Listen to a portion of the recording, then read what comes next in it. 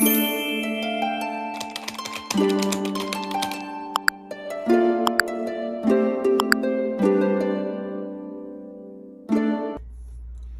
my gorgeous beings of light. Welcome back to another reading. Welcome back to my channel. For those that don't know me, I am Daughter of the Divine. Nice to meet you. For those who do know me now, returning to my channel, thank you for coming back, supporting me, liking, commenting, subscribing, sharing, all that good juicy stuff. Today's reading is going to be about who is the love of your life. So it was, of course, inspired by a song, because we're getting back to that. A few of my readings kind of went off kilter, off track kind of vibe. I stopped, listening to them, like letting the music inspire me essentially, and started just doing off topic topics. So we're gonna go back to the music. That is where it's at. Okay, today's reading is, like I said, it's going to be about who is the love of your life. It was inspired by the song Love of My Life by Harry Styles. The song came on and I'm like, oh, this would make a great topic, so why not do it? And first of all, don't we love the freaking color theme of this reading? Because every single group has this yellow orange sacrally chakra, which I feel like what we all want from the love of our life. We want a mix of that solar plexus confidence, you know what I mean, light of my life kind of vibe, but then also that sexy sacral chakra energy. Okay, but we'll get into more about that in your groups. But here we have group 1 with the Kiss, group 2 with the Threshold, and group 3 with the King. You're going to choose the card, the group, the energy, the name, the picture that is calling out to you the most. And then you're just going to go find the timestamps and go to the reading that is calling out to you. And I guess, I will see you guys over there. Hello, my gorgeous group 1s. Welcome to your reading. If you chose the Kiss, you're in the right place. Welcome. This reading is going to be about who is the love of your life, okay? Inspired by the song Love of My Life by Harry Styles. So if you want to go listen to that song, go ahead. But if you don't, I took it upon myself to write down 3 different groups of songs in my book instead of taking the time to write them down on index cards. And I'm going to read the portion of the song that you guys got sometime during the reading, honestly. I guess to give you more context or something along those lines, or just so you can hear what the song is kind of about. The chorus has been playing in my head the whole time I was preparing for the reading, so I feel like that's the most important part anyway, and I think that's added in each of the snippets of the song that I wrote down. So you guys chose the Kiss. Let me tell you what we're going to be going over in today's reading. I feel like I haven't done a reading in forever. We're going to do who's the love of your life, okay? Why will they consider you the love of their life, okay? It may not be the same, but I feel like if someone's the love of your life, it's most likely reciprocated. And then we're going to do personality, how they look, how you may know this person, if you know them already, and a song that best sums up the relationship that you would have with this person, okay? Or you did have. I felt compelled to say, so like I said, some of you may already know your person, take it as it resonates, but let's get into it. We have the Kiss here, so I'm hearing just a kiss on your lips in the moonlight, just a touch of the fire burning so bright. I don't want to mess this thing up, I don't want to push too far, just something. Just a kiss, just a touch of the fire running so bright.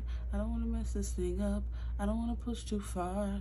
Just a shot in the dark that you just might be the one I've been waiting for my whole life. So baby, I'm alright with just a kiss, good night. That is Just a Kiss by Lady Antebellum. If anybody wants to go find the song and listen to it, there's something here about this person knowing you're going to be there forever. So I feel like on the first date kind of situation, or around your first kiss, this person's going to be okay with just the first kiss because they know it's like the beginning of forever is immediately what I'm getting. So I feel like by the first kiss, you guys will know that this was your person. That's kind of how you fall in love, that first kiss, true love's kiss that we grew up watching in Disney. Holding hands is also important here. And I love how we have like a waxing or waning moon, and I do feel like this is a waxing moon. It's not waning, it's waxing.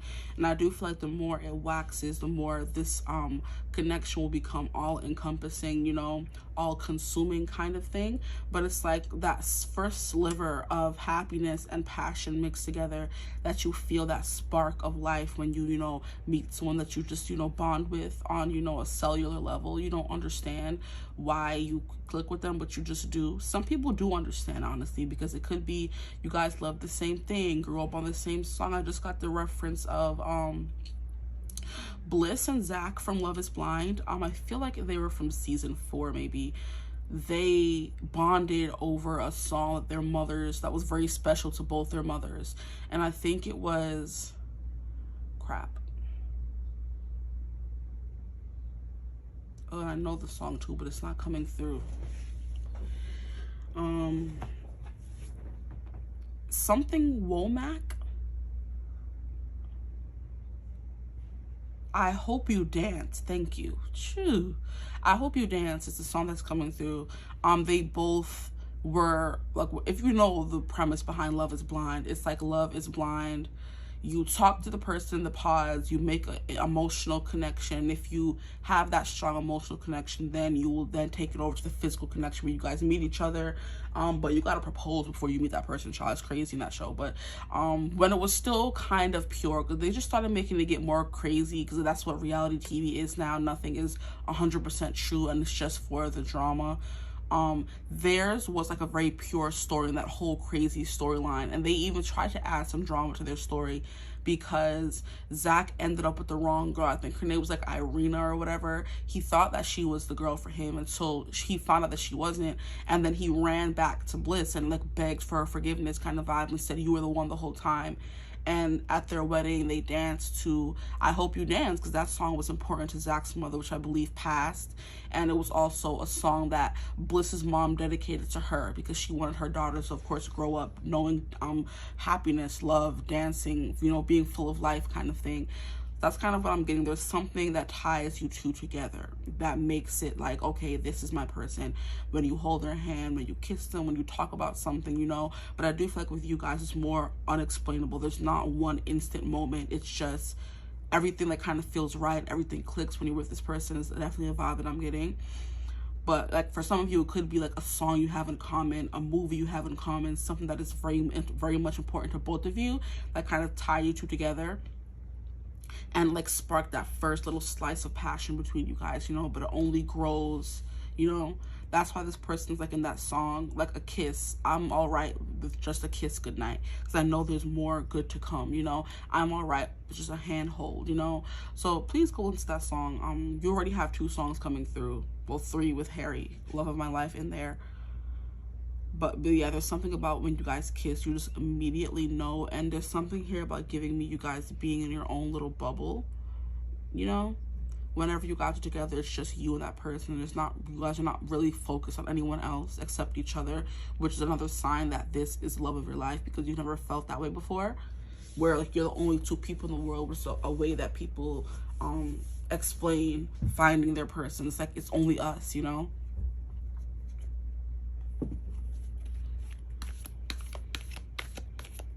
So this person could have nice lips. Since we have kiss coming through, I do want to touch on like personality and looks. This person could be a good kisser, and that's how you know. Oh, see, that's how you know. That song is coming through. How do you know he loves you? How do you know he's yours? How do you know that you love her? And look, we have the 1 coming through. We have the 1, we have the sword. Yeah, there's something here about like instant clarity coming through for one of both of you. That this is your person. And like I said, it could be instant clarity after a kiss between you guys. You guys kiss, you have that feeling of being the one. Because like I said, there's another thing about like being just with each other, like enclosed, being in a bubble. Then we have the sword, which is, you know, instant clarity, making a decision. So deciding that this is your person. And I love how there's like a lot of play on light, like it goes from dark to light, because here we have darkness and here we have light. So it's kind of like making I'm hearing it's like night and day. So maybe when you're not with this person, it's like night, and when you are with this person, it's like day, which is another factor that shows you that this is your person, the love of your life. Here we have starborn, so I'm hearing this love was written or born in the star. So it could have been both of you guys love. I'm looking at the stars. Both of you guys are, I'm hearing, into constellations, stargazing as well. And maybe you both feel like a star was born. So something was, or part of your personality or part of you was born when you met this person. I'm hearing a part of your destiny was born. So maybe you guys like tied together in some kind of, I don't want to say serendipitous way, but some kind of way where your life officially began when you met this person, which is another factor on if this is the love of your life, you know, or how you would know.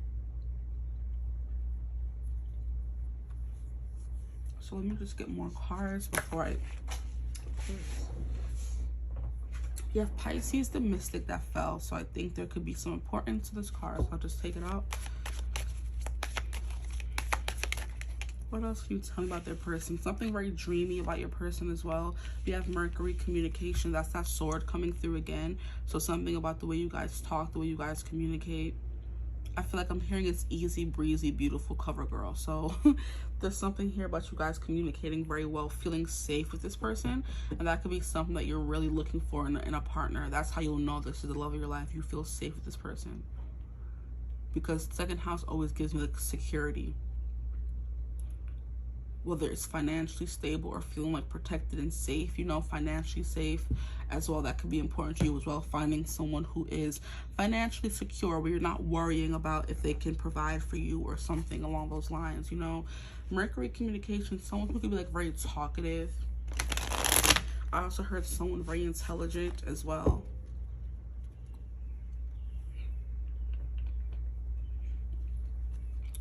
Yeah, I just keep hearing something about this person like being the start, like you were sheltered, closed off, maybe inexperienced before you met this person.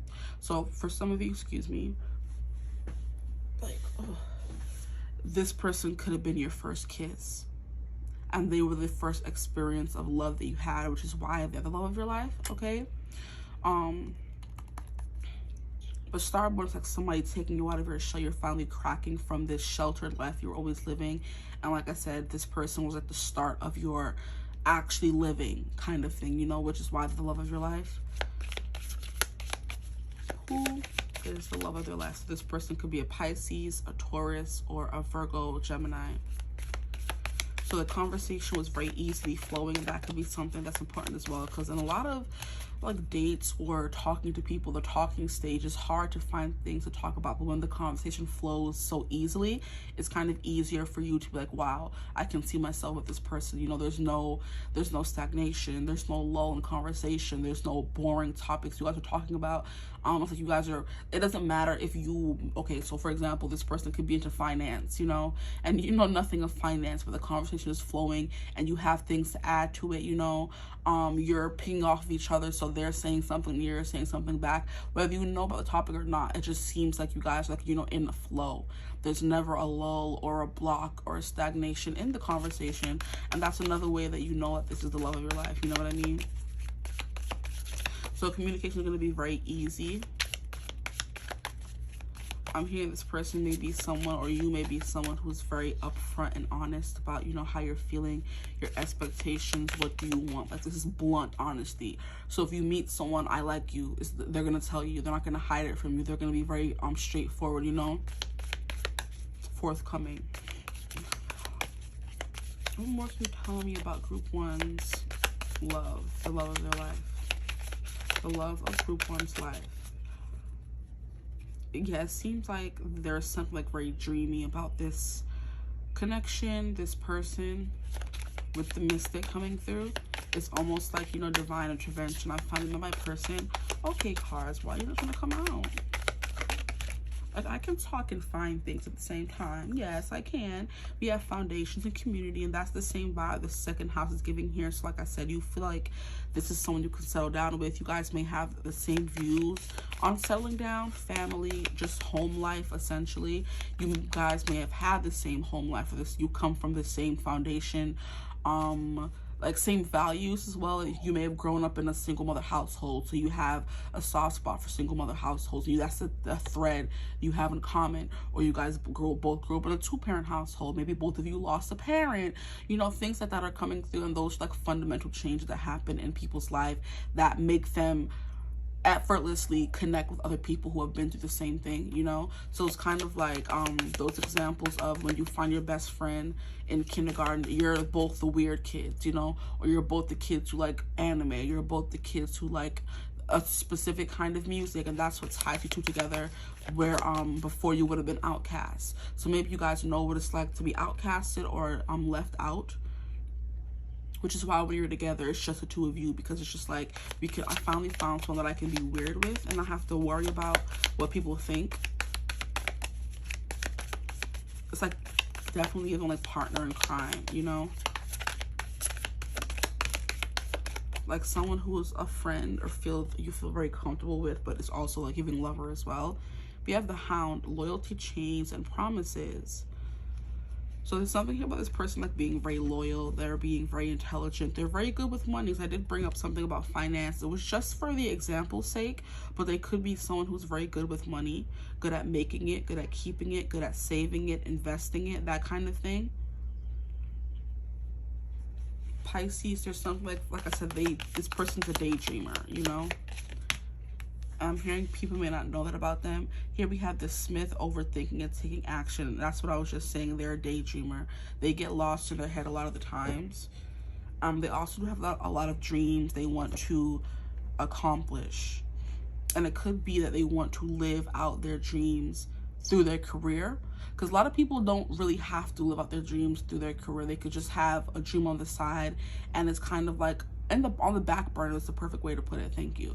On the back burner, but there's some people who want their dream to be their career. So if you love to sing, there are people who love to sing who don't want to make it a career, and there's some people who love to sing and make music so much they do want to make it a career, you know? So it's like this person definitely wants their dreams to be their career, and there's something here about them being the one and being starborn. So there's something like very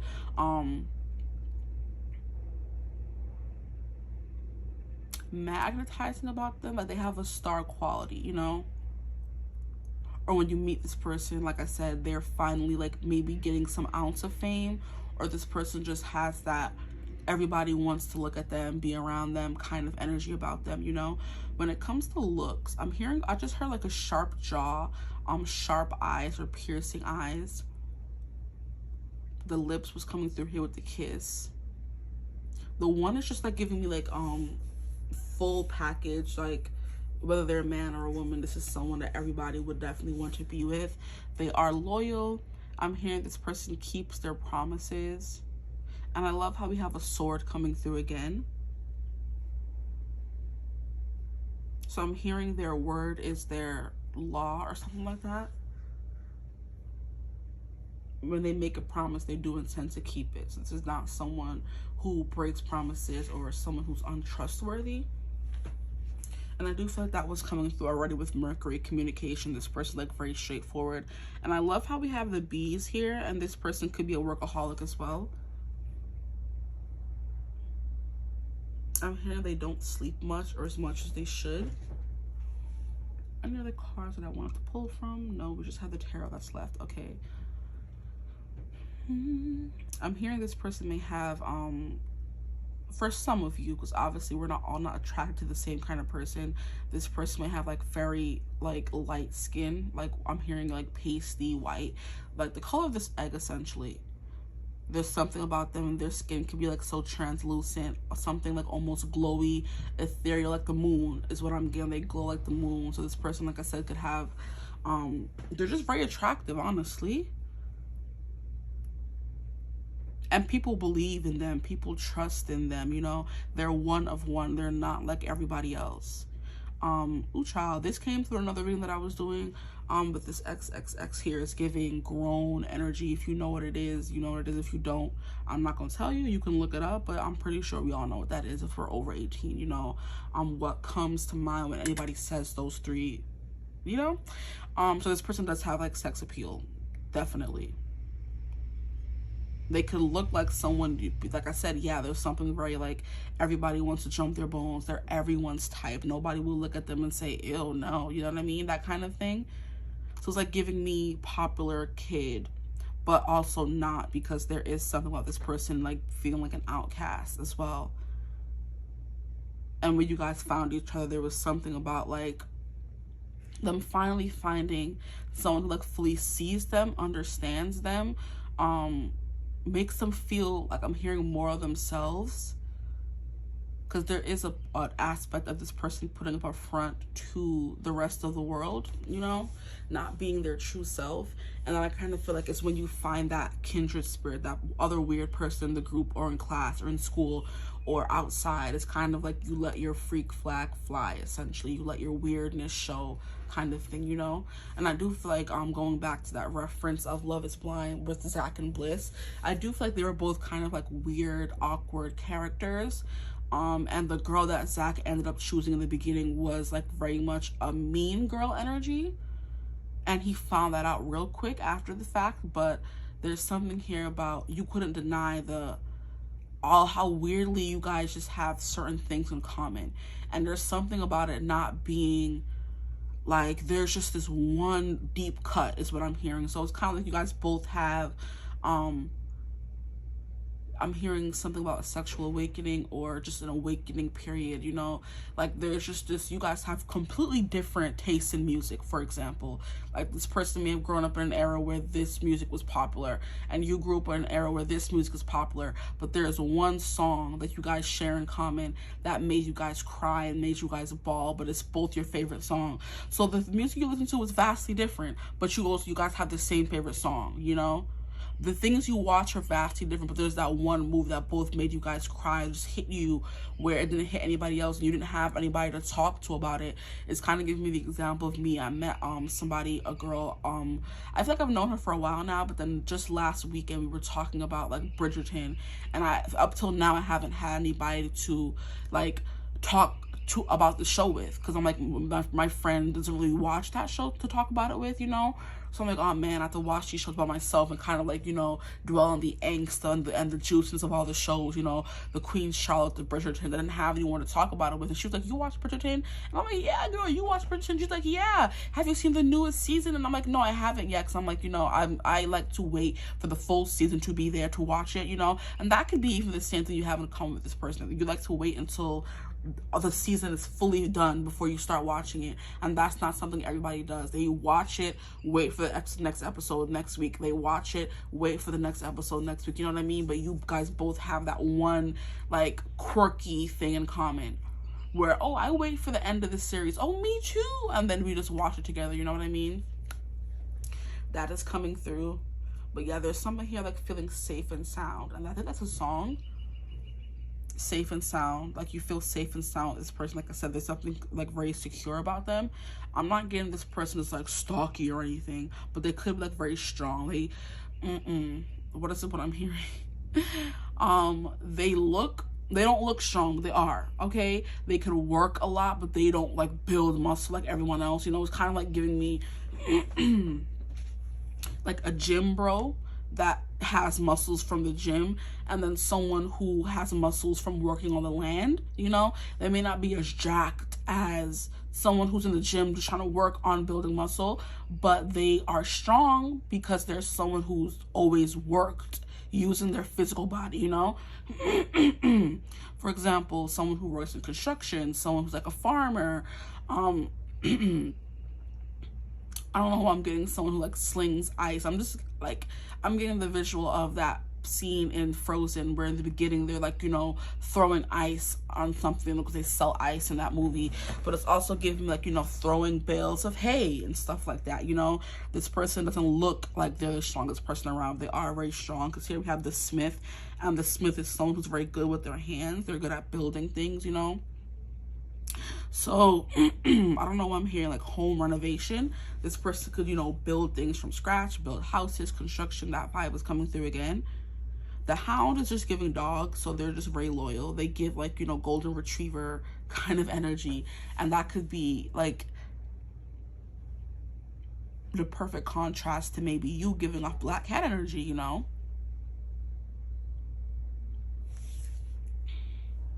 But their mind is like very busy. Is definitely something that's coming through.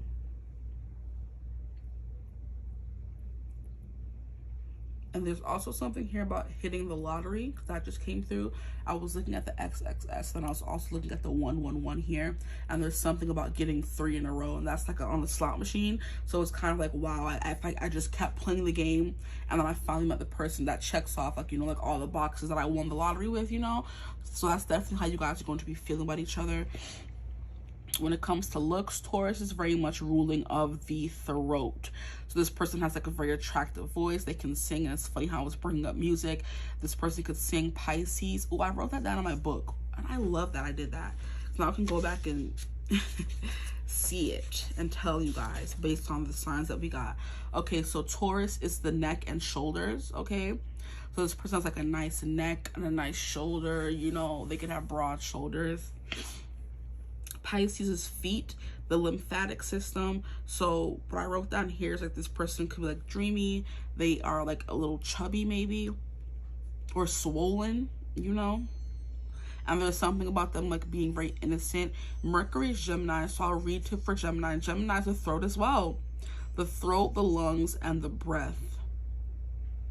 And hands as well. So this person can have like very attractive hands, and I love that because they work with their hands. And then we have Virgo, which is the abdomen and the digestive system. And, oh, they can have like a very attractive stomach, whether it's 8-pack, 6-pack, whatever. There's something about their stomach that's attractive, okay? So I'm hearing it's either washboard, or it's just like flat, or it's toned, or there's just something that you will like about it, or people like about it in general, okay?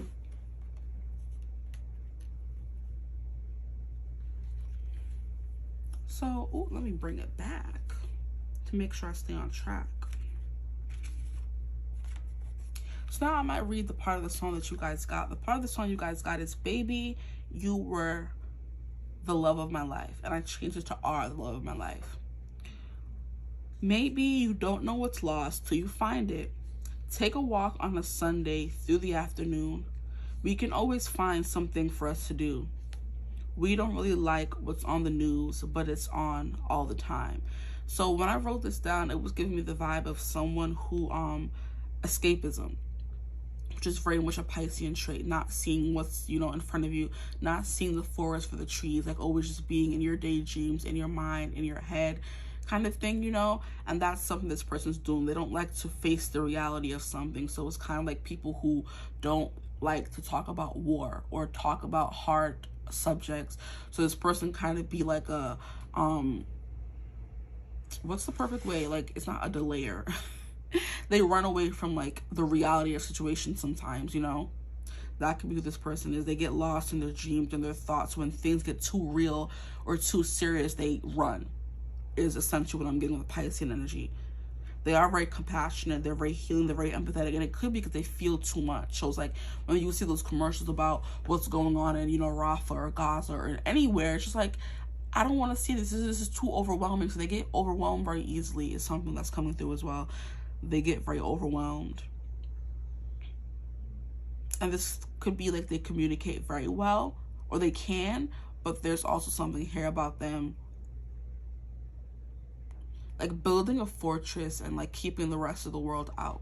So this person's like very big on their home, their assets, their money, their comfortability, because that's a very Taurian thing to do. Like just build your palace and shut the rest of the world out, you know? Like big homebody. I love my comforts kind of vibe, you know? This person may be a little bit high maintenance as well. But I love how we have the hands here, and I did say something about the hands. So this person does have attractive hands, you know? They can be like very soft, very dainty, or very muscular, like veiny, and, you know, rough. You know, like they do hard back work. You know what I mean? Okay. Well, now we're gonna get into a little bit more about who they are, because I don't know how long this reading will be. What more can you tell me about the love of their life, please? I love how these cards shuffle. What more can you tell me? I love how these cards shuffle. This person could like how you shuffle, dance, essentially. Or you love how they dance. We have Queen of Strength, Queen of Wands. And we have the Three of Intelligence, which is the Three of Swords in reverse. I'm hearing this person has like heartbreaker tendencies. So I do feel like they are someone who is very, very, very attractive, that they look immediately like a heartbreaker, but they're very much like soft, okay? This is not someone who wants to walk around breaking hearts. They're a golden retriever, but they give black cat energy, you know what I mean?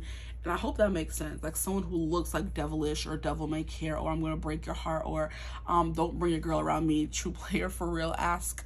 We're not gonna ask him, but you know the rest of the way that goes. This person gives off player, gives off black cat, gives off unattainable, but there's something about their ooey gooey dreamy heart that lies underneath that a lot of people really may not see because of the exterior they put off. So it's kind of like this person, like a very well-balanced machine, or well-oiled machine. No, I wouldn't say well-balanced. So they do have like this dark, broody vibe to them. They also do have this very sunny, vibrant side to them as well. I guess it just depends who they're around. What more can you tell me about their come on, their person, please? We have the Eight of Wisdom. I'm trying to remember what wisdom is in this deck. It's not wands and it's not swords, so it has to be cups. Eight of Cups. Yeah, there's something about this person running away from things. That's the Eight of Cups, like moving on and leaving things behind. This could be the person that likes perfection with that Gemini energy, or if they get bored, they're gonna leave kind of thing, you know. This person can get bored very easily, which is why there's an ounce of heartbreaker in them, but they don't purposely do it, if that makes sense. What more can you tell me about the love of their life, please? This person could have dark hair. This person could have, you know, curly, coily hair. That's coming through. This person could have blonde hair.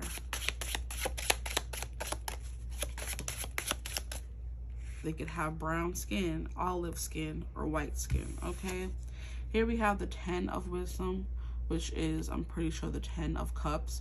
So yes, this person really is someone who can check off all someone's boxes. So it's definitely giving emotionally secure. People feel emotionally secure with them.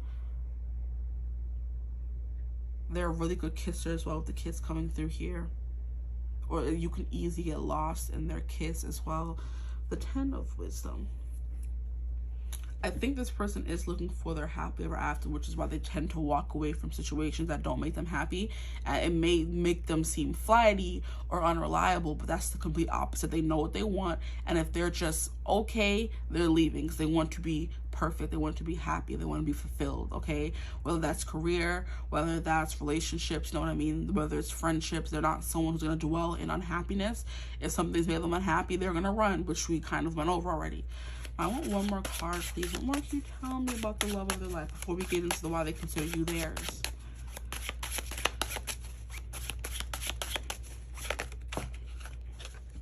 And we have the Page of Charisma, which I believe is a Page of Pentacles.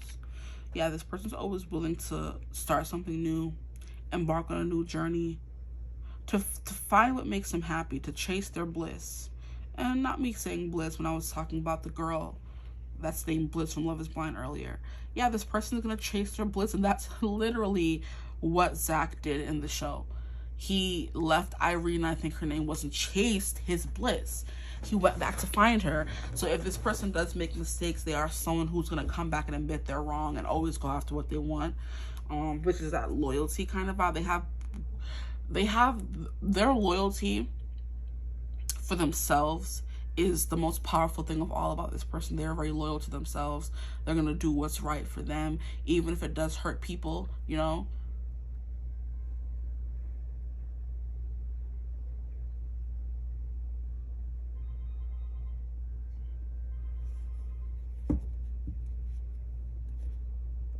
Yeah, there's something about this person like being, I don't want to, the eager is not the right word, willing to start over if need be.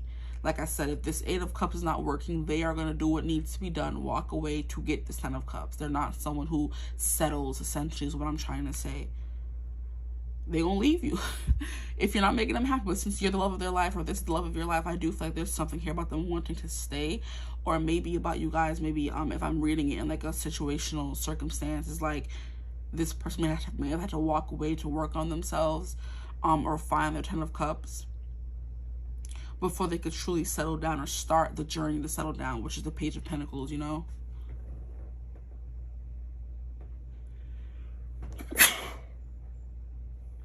Oh boy, excuse me.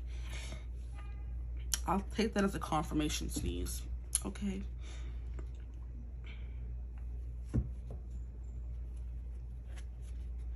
So now we're going to get into why will they consider you the love of their life?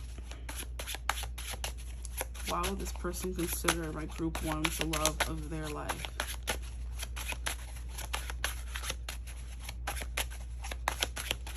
And I love, oh, this is what, 20 cards. I love how the part of the song that you guys got, it was like,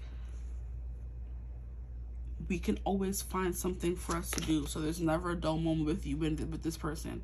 Like I said, the conversation is always flowing. There's never any stagnant energy.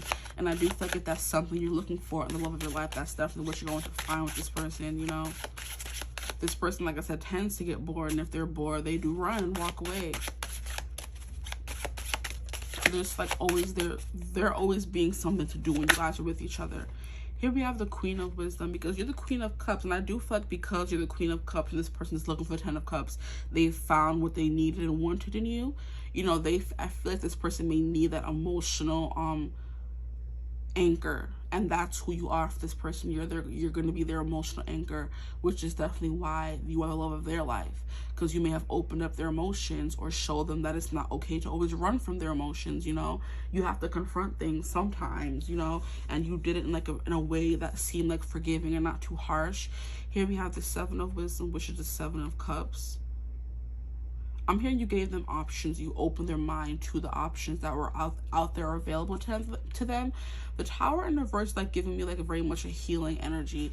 It's kind of like you tore their whole world apart. You came in like a Tasmanian devil. You came in like the wrecking ball just to help them patch their life back together. So it's kind of like you were an unexpected blessing, something they were not looking for, but something that they found anyway and they needed. I'm hearing, you're the best thing I never knew I needed. There's something about, I had no idea. Yeah, okay, so there is something, because that's a song from Princess and the Frog. So that is Tiana and Naveen. She was definitely someone who was working hard, focusing on her. Yes, her. This is a very self-focused person. They're very focused on themselves, their goals, their results, their dreams, which is very Tiana, okay?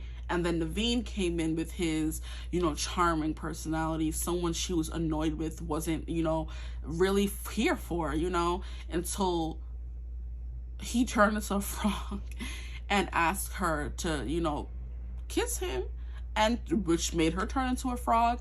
And they have to go on this whole journey. That was their tower moment together, both turning into frogs and having to go on the journey of turning that on, you know, right side up again, you know, turning themselves back into humans, essentially. And it made them go on this journey of falling in love with each other. So it's kind of like this, you came in when this person was least expecting something or love, you know, and it's kind of like you turn their world on its head and then help them grow and fix it, you know, heal them.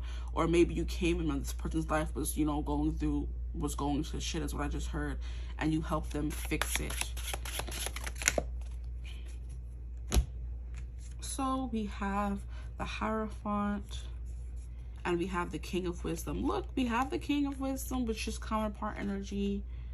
Yeah, this Hierophant reverse is definitely giving me something along the lines of maybe not wanting to, wasn't looking for a relationship. Yeah, this person wasn't looking for a relationship when you came along, but when they did find you, oh, why did I turn it over? How did it end up upright? Okay, I'm gonna leave it as is.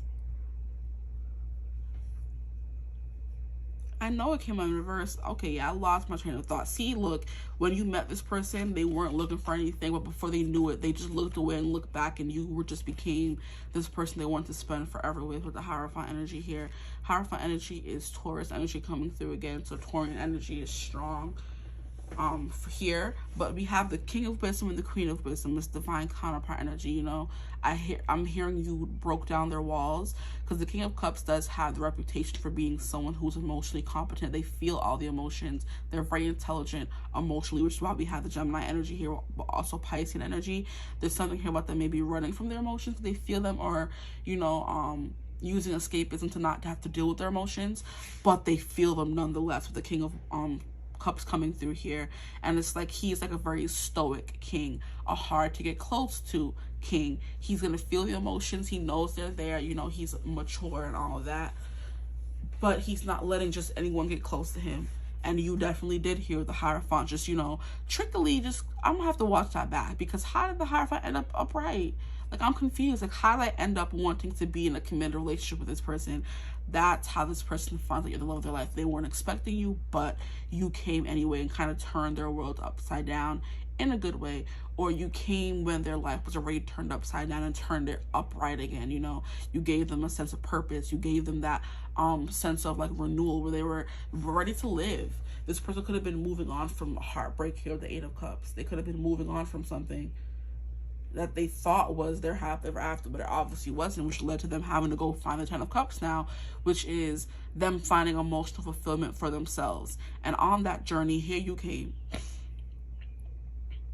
So they fell in love with you because you definitely showed them a different side of life. You gave them options. You opened up their mind. You expanded their mind.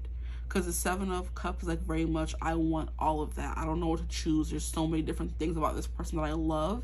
Love, okay, that's coming through. And I don't know which one to choose, you know?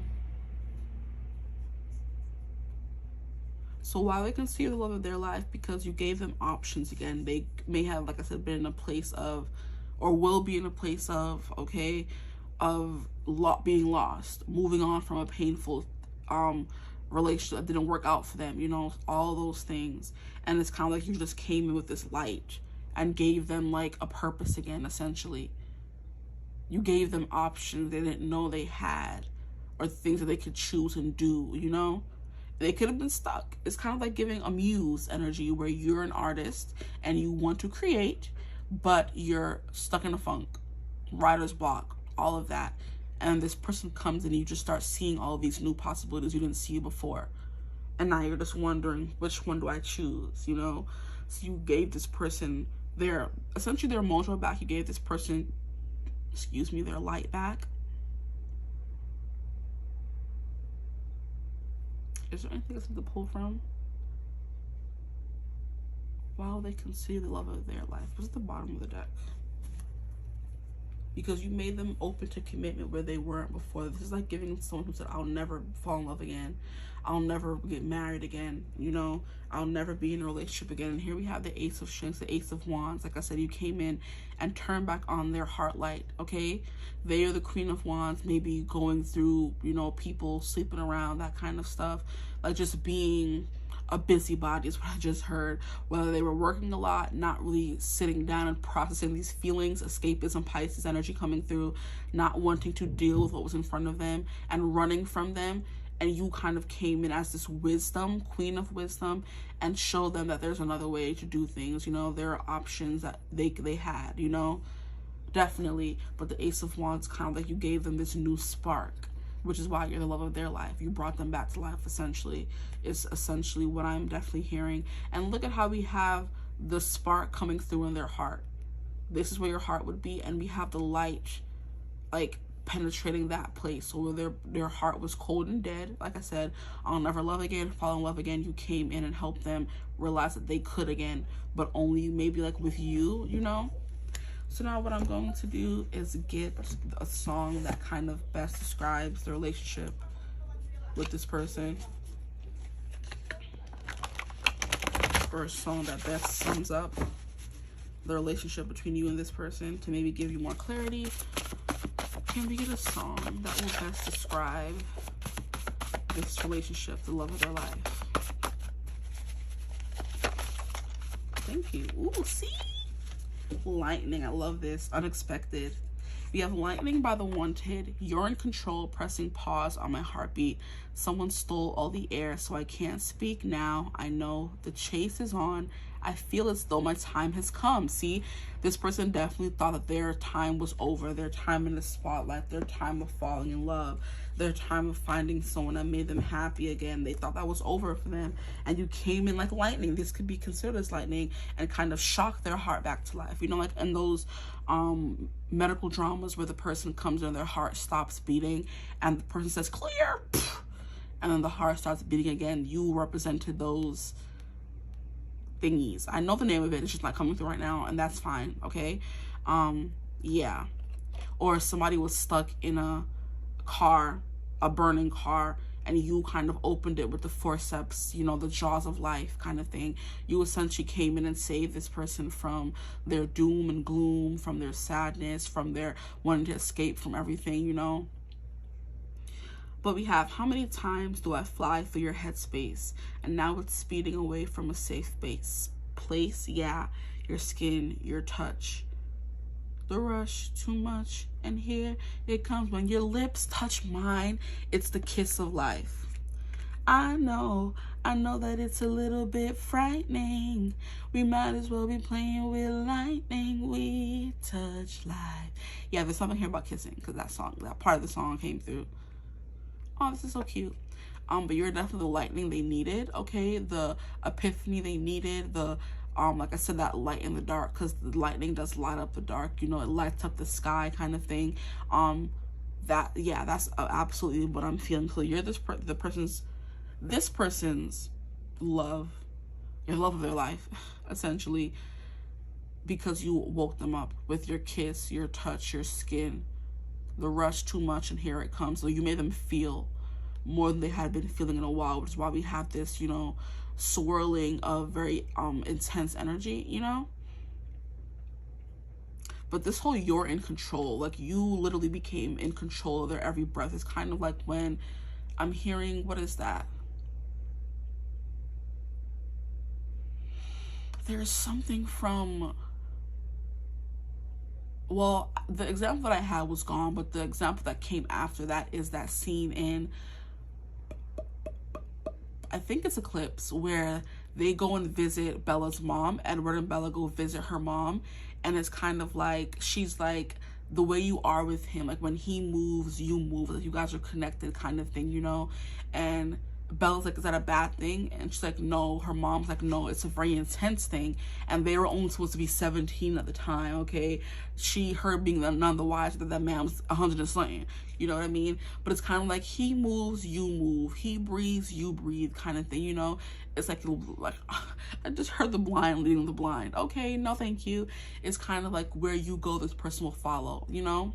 I'm hearing, I go where you go through Armageddon, 'cause I love you. Something like that. That is something, is that Fall the Stars by Zayn? It's kind of, this person's willing to chase you into Armageddon, which is the end of the world, essentially, because where you go, they go. You know? Where you go, they follow. And it's a very intense energy. It wasn't an unexpected energy as well. So you guys could be one of those couples where you feel like lightning when you guys kiss, or lightning when you guys touch, you know. That is very much an indicator that they use to tell us, like, in books or in movies, oh, I felt lightning when I kissed him or when he touched me or whatever, you know. And that could definitely be what's going through here, which is why you guys are the love of each other's lives. That intensity is always there. But this person is like, you're in control, pressing pause on their heartbeat. Someone stole all the air so they can't speak, so you take their breath away. And of course, you made them want to chase after something again. Because this person is a dog. They are the hound. They want to chase. They want to play, you know. And you brought out that playfulness in them again, you know. But that's all that I have for you guys. I hope this video resonated. If it did, feel free to like, comment, and subscribe. Join the tribe, the divine family. Love to have you. If you would ever like to book a personal reading with me, you could always get in contact with me. It's my email in the description box below. But I hope you're having a beautiful, wonderful day whenever you watch this reading. And as always, I will see you guys in the next one. Bye. Hello, my gorgeous group 2s. Welcome to your reading. Today we're going to be going over who is the love of your life. We're going to get to know more about this person. How can you recognize them? All that kind of stuff. This is inspired by the song Love of My Life by Harry Styles. So if you feel called to listen to that song, go ahead. Now my voice is getting scratchy, so I'm going to drink water. Give me a second.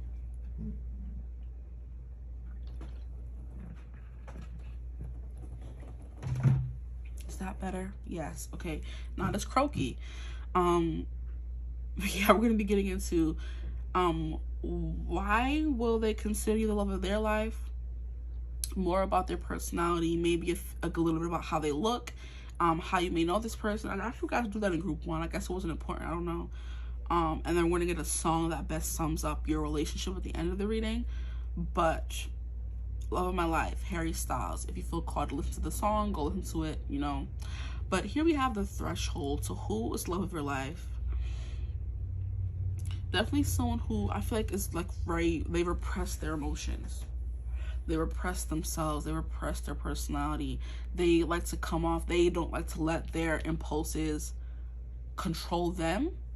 Because the threshold is somebody who has been holding back their whole life, and it's kind of like everything is bubbling underneath the surface like a volcano, essentially. You never know when a volcano is going to erupt, so there could be something a little volatile about this person. Or I don't want to say unhinged, because there's nothing unhinged about a volcano. It's just Mother Nature. Like, there's moments of it erupting when things, you know, I guess when there's too much pressure or tectonic plates, whatever they taught us in elementary school, when things move in a specific kind of way and it causes the eruption. But otherwise, this person's like very docile, and this person could be dormant, where they let things bubble underneath the surface and they don't erupt. You know, they could be like very patient, you know, very much in control of their emotions. This is not someone who's gonna blow up on you for no reason, or they could. I feel like it's a mixed bag here, because the threshold is like someone who's on the precipice of something great, you know, and it's kind of like this person may have been repressing who they really were for the longest time, and like maybe with you, they're finally able to let go and be free and finally explore all this juicy, volcanic, magma, bubbling, spicy sexiness, essentially. It's the best way that it came out of my mouth, so we're gonna go with it, okay? What I loved about each of these readings is for group 1, 2, 3 through 3, well, 1, 2, 3, and group 1 through 3, we had this energy of solar plexus energy, which is confidence, being happy, being light, being free, following your bliss, following your gut instinct, with the sacral chakra energy of creativity, of passion, you know, of craving, of having found that in a partner. So finding a partner that brings those two chakras together so beautifully, you know, where you can be confident with this person and explore your passions. It's kind of like that feeling of being in love. I feel like it's just the mix of these two things, where you have that lust and that passion for life again. And I do feel like this person, it's like I'm hearing a fuddy-duddy, a stick in the mud, you know, until they meet you, or until you get to know them better, is a better way to put it, you know? And maybe I should read from the book for this one. But the threshold is like something is happening, you know? This is like the entrance, the door from maybe like heaven to hell kind of thing, you know. This person was living in hell before they met you, and then you kind of came in, and they were now got to experience all this bliss. This person could be someone, I'm getting 2 messages. This is someone who has lived a very hard life. They have lived a very dark, a very bleak, a very boring, very controlled, dark life, until they meet you and finally understand what it's like to be on the threshold of darkness and greatness, okay? Darkness and light, darkness and passion, darkness and happiness, you know? So it's like someone who's like they can have like a very dark aesthetic, first and foremost. A lot of black to represent their soul on the inside, which I do feel like is what a lot of people would say when they were like in their emo phase in school. I wear black to represent the blackness of my soul kind of vibe. Just wanting to be intense so bad, child. wanting to be intense so bad, you know. Yeah, that's the kind of vibe that I'm getting. And I'm also getting this the kind of person who likes to frolic or walk outside with no shoes on, you know. They're like very much a carefree spirit as well. But like I said, they don't allow that side to come out very often. So they may most of the time come off as a stick in the mud, you know. But they do have that passionate side bubbling underneath the surface. So they look harmless. They could look intimidating, because volcanoes are like mountains just with magma in it, and mountains are very hard to climb up, hard to survive on, kind of thing, hard to navigate. So there's something like very like difficult and just complex literally about this person. It's like, who are you? Like, are you this fun-loving person? Are you this confident person? Are you this creative person? Or are you this stick in the mud? Are you this person that's hard to get to know? You know, that kind of vibe is very much coming through for this person. Yeah, I'm gonna get the book, because what's up with this person? Just to get a little bit more about them. The threshold is probably a place, right? No, it's not. It should be.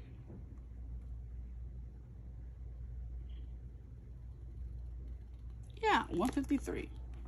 I'm like, I know it should be. Why can I not see it?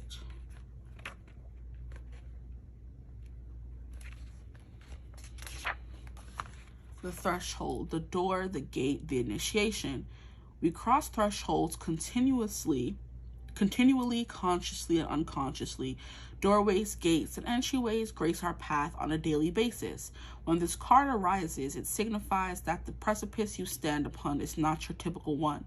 However, you have arrived at a threshold of initiation, here to usher you into a new reality. And that's literally what your relationship does. That's why they're the love of your life, because they navigate you into a new reality, or you navigate them into a new reality, okay? It requires you to leave behind the you that you thought was so well formed. A new frontier calls. This is not easy work. The threshold initiation means a part of you will be lost in order to make space for what is next. A metaphorical death. And I love how I said we were moving on from hell to heaven. That's literally, you have to die to go to heaven, essentially, you know. And many people would say life on earth is hell. So I'm just saying. A metaphorical death must occur. Some may not recognize you. Some may struggle to recognize yourself. What was I saying about who are you? What's going on here? Yeah. The ground seems to crumble as you free fall into your new reality. This is the liminal realm. One step, dear friend. Just take that one necessary step toward the future that calls you. So there's definitely something we hear about this person maybe being scared of going over the threshold with you. Or, like I said, you are the... they are the, or you are the introduction into that new life they never thought they would have, you know, like someone who never thought they would fall in love, all of a sudden finding that door, which would be you. And now they're feeling all these feelings for once in their life. Now they're the volcano. Now they're happy. They're hungry for life, you know, that kind of thing. So I do want to get some more cards for who is the love of my group 2's life, please. So definitely someone who's like definitely living a very... I'm hearing, what is that word? Here we have the healer, the orphan, the father, the warrior, the seed, the medallion, and the offering. Someone who's like living a very mundane life, a very boring life before you came along. Here we have the healer. There is something about this person being a healer, or you kind of igniting that healer energy in them. So I'm giving the example of maybe you being lost and this person helping you find your way. And now they kind of tapped into their healing abilities. They went for kind of like a death where they're like, oh, I always thought I was someone who was so destructive and dark. And then I helped you and I realized that I'm actually a healer, you know? And I do feel like people who have healing tendencies do tend to feel more and more volatilely, more abundantly. And it leads to them wanting to turn off their emotions, which could be what this person did. They may not have wanted to be the healer or didn't realize they were.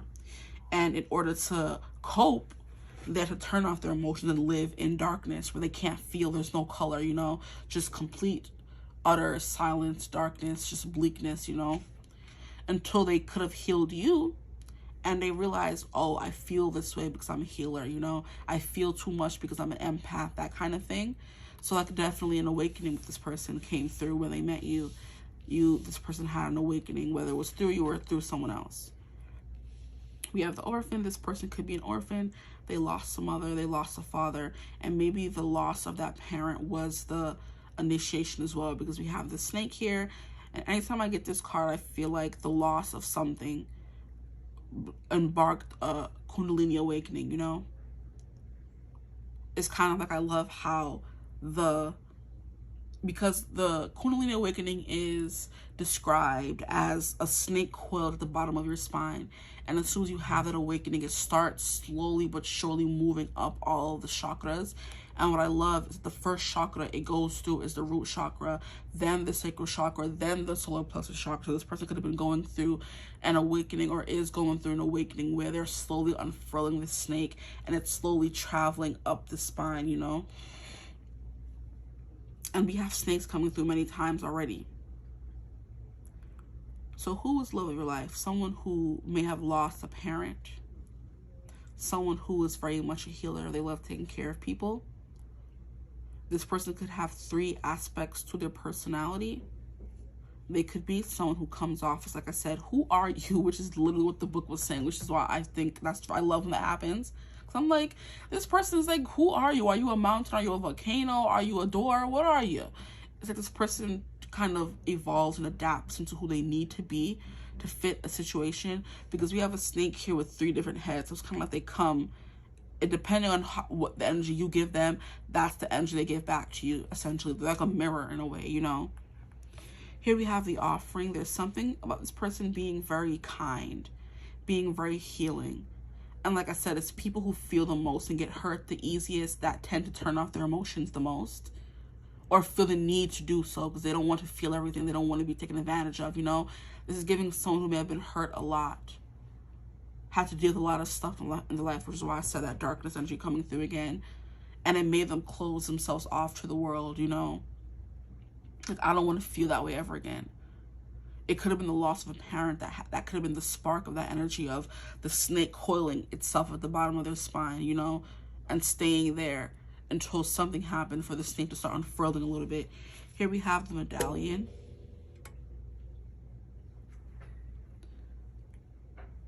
The medallion is an energy of reaching for something, a goal, achieving something. So this person's very much like, they want to reach this state of accomplishment. They want to reach this state of maybe awakening as well.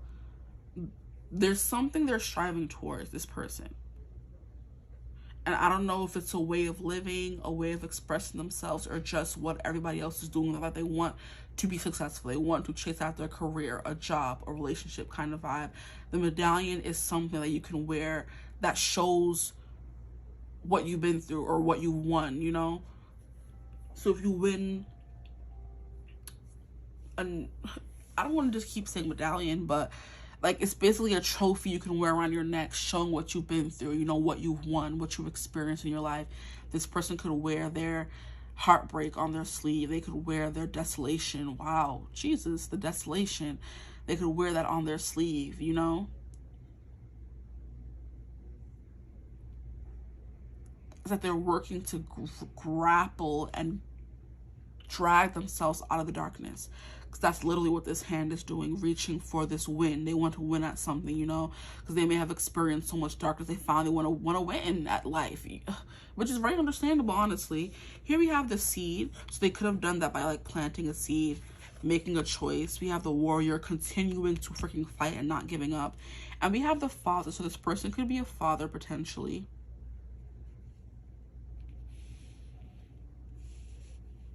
And maybe they found some healing through their children, is the vibe that I'm getting. This person found healing through their children, or just kids in general. Being a father to everyone is what I'm hearing as well. So they don't have kids, they have the tendency to be a father to everyone. This is giving me like big Taurus energy, a warrior.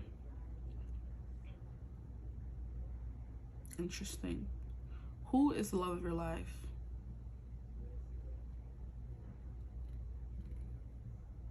Definitely someone who's trying to come out of the darkness. I'm hearing, I fought my way out. I wrote everything down as far as I can see. That song from Hamilton coming through, where he's explaining, getting into the conundrum of basically bearing all his secrets out there, saying he cheated on his wife and all kind of stuff. And now, no, it's when he got caught for cheating on his wife. People found out that, or I guess Burr, Jefferson, I think it was Madison, found out about him spending money to pay off this woman's wife. This man's to pay off this woman's husband. Jeez. So they don't tell that he cheated on her or whatever. And he's like, I'm not giving them that power. I'd rather out myself than keep paying y'all or doing certain things or have you guys have that over me. So he's just kind of outed himself. This is like an extremist person, you know? Like, if they're happy, they're so happy. If they're sad, they're so sad, you know? Like, there's no part of them that's, like, even keeled, you know? This person can look extra as well. So if they do something, they're giving it their all. There's no part of them that can do things, like, mediocrely, if that's a word. If they're doing something, they're giving it their all. They want to win the gold medal. They don't want the bronze. They don't want the silver. They want the gold medal, you know? If they plant a seed, they're going to take care of it. The way we have the father here, they're very good at nurturing things that light them up and make them happy. Just move these up a little bit. If that's not straight in the camera, I apologize, but what's a girl to do? And look, we have more snake imagery. And now the snake is finally in the head, though. And we have this rainbow in between the two horns. Wow. Okay, hold on. I'm trying to get we have the father. With the orphan and the father, this person could have lost a father or never had a father in their life, which made them like overly combative, overly independent, not knowing that security, you know, of having that strong backbone. Because I do feel like the father is the backbone. They create the safety in the home. They tell you everything's okay. They reassure you. They make you feel grounded, essentially. That's the father energy, or my interpretation of it anyway. And if this person didn't have that, there was always a part of them always looking for something, feeling lost, feeling unsettled or unhinged, untethered. That's the word I was looking for. Thank you. The feeling untethered, just kind of like lost in their own head, lost in the sauce, you know what I mean? And that could have been this threshold vibe until they maybe meet you. And that's when they finally get a taste of this pressure that's been building their entire life of just wanting to burst out. It's kind of like, okay, I have the perfect example. A child who was made to be responsible their whole life, the oldest sibling, for example, how there was no father in the household, so things were very unhinged, untethered. They didn't feel safe or settled. And now they had to kind of make up and be the parent for their siblings, you know? So they never got to be crazy and err on the wild side of life because they had to be the responsible one that the other kids were looking up to, kind of thing. And that rebel is the perfect way to put it. You know, that rebel side of them has been pushing to the surface for a long time because this person was repressing it and pushing it down because they had to be responsible. They had to always win. They had to always be the smartest. You know what I mean? That kind of thing. They could never be that all-out crazy wild child. They had to be the composed person who didn't show their emotions, who didn't lash out, who didn't get angry and upset at a parent or a child. Wow, yeah. That's exactly what this person is giving me. Them having to be the responsible sibling in a household because there was no father there or there was no mother there, you know, or they had to be the mother and father because the siblings were orphaned. So they were never able to experience that throwing tantrums, doing whatever they want, being rebellious, being the child, that carefree energy of, you know, knowing who I am as a person. That's not the parent to these kids or somebody else's kids, that kind of thing. So it's like, that side of them has been repressed for so long, and it was growing and growing. The pressure was building until finally, maybe when they met you, they were able to kind of be carefree, you know? They were able to be carefree and let it all go. And that's what I'm hearing, Set It All Free. That song from the Sing movie. I followed my heart into the fire, got burned, got broken down by desire. I tried, but the smoke in my eye left it blurry and blind. I picked all the pieces up off the ground. I burned all the bridges, but that's done now. I'm sticking to the plan that says I can do anything at all. I can do anything at all. This is my kiss goodbye. You can stand alone and watch me fly.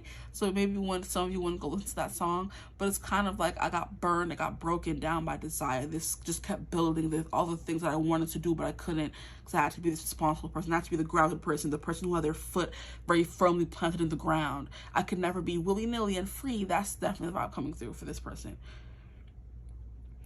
And I kind of felt they were always, going for their goals. They were in school trying to be the best person, the smartest person, get the best job, just have their life together at all times. They never got to be a child until maybe they met you, and then they were able to, maybe you took care of them more, and they finally got to understand what it was to be fully happy. They could see the full big picture.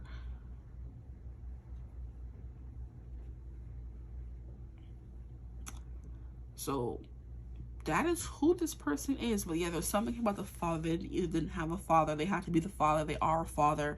Take whatever resonates for this card here. But it's like I said, women, more specifically, that example of women who didn't grow up with a father end up being that dominant, hyper independent energy of, I don't need anyone, I can take care of myself, I can do bad by myself, I can write my own checks, make my own money, kind of thing. I don't need anyone to take care of me, because I never had that person. Why would I need them now? That's the kind of energy this person is giving me here. Whether it's a man who didn't have a father figure, so they just became had to become the father figure for themselves, or a woman who never had a father figure, so she didn't know what it was like to feel safe, to make mistakes and have someone clean them up for her, kind of thing. Have someone there to tell her good job, or do a great job, have that positive male affirmation there in their life. And it could be the same thing for a guy. They didn't know what it was like to be a man, so they were just overly fierce, overly mean, overly standoffish, that mountain, scary, intimidating kind of vibe, pushing everyone away, because they didn't know what it was like to let someone in. They never had that luxury kind of vibe. Is who this person's coming through as. Okay, I'm going to get some more cards for this person.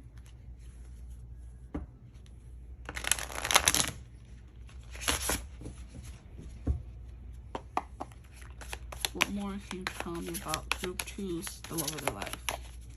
The love of Group 2's life. What more can you tell me about their person, please? Who is this person? Who is the love of their life? This person's very complicated, very complex. They're the complete opposite of what one-dimensional could ever be. It's definitely the vibe that I'm getting here, because we have all these cards coming out for them. So it's there's so many different things that kind of shape who they are today. It's hard to get all of it in one reading, unless y'all want this reading to be an hour long, which it probably is going to be already. But it's kind of I'm trying to get into everything. We have the diviner, divine timing and evaluation. This could be someone who's into the occult. They maybe pull cards for themselves. They consider themselves a diviner, a mystic, a mythic. We have the captain, taking command and teamwork. That's obviously this warrior energy of never having someone take care of you, or being able to, be carefree. You always having to be the responsible person. That's absolutely what this person's giving me. And it makes them, this teamwork here is giving Libra energy of knowing how to work well with others as well.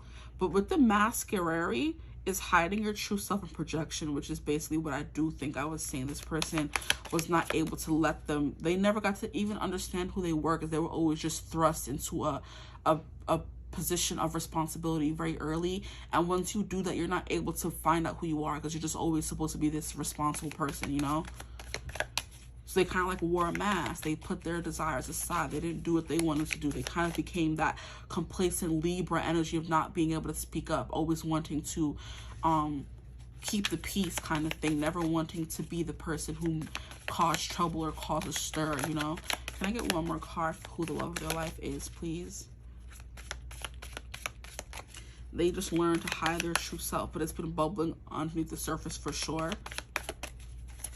And definitely with you, this person's able to be this person, who they really are, which is why you're the love of their life, because they can be who they really are.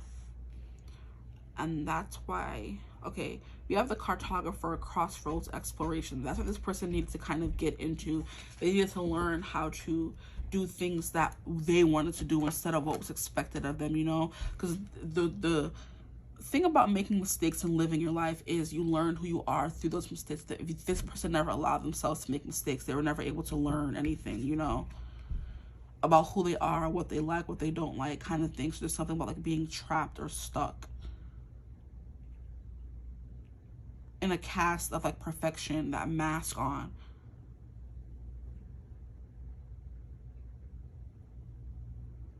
The diviner, divine timing, evaluation. There's something here about you guys meeting each other at the right moment. Like when you're meant to, when you're supposed to, the seed is able to be planted, you know? Because we have like a lot of masculine energy here. We have the father, we have the warrior, you know? But then we also have this very soft healer energy, you know? The threshold is just someone who opens doors for others, who brings people into new states of being kind of vibe, you know? Like I said, this person could be a part of the occult and they help people elevate, they teach, you know? They're a mentor, they're a helper, the healer archetype.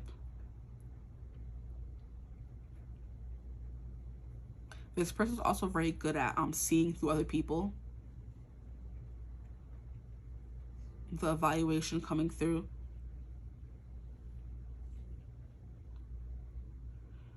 Oh boy. Yeah, this person's like very difficult. I can't sit here and decipher every little thing about them in this one reading. And I'm trying to right now. And I'm like, no, you can't. There's something about this person like craving happiness, even like maybe pushing that away. This person dreams of their rainbow. They dream of their happily ever after, you know, their days in the sun. They dream of what it would be like to be in a relationship, all that kind of stuff.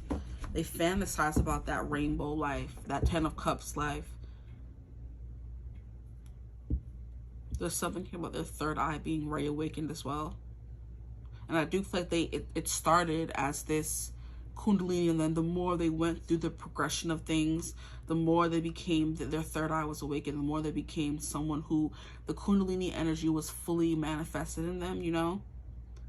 It was no longer just the base of its spine. It finally made its way up, you know? What more can you tell me about the love of Group 2's life, please?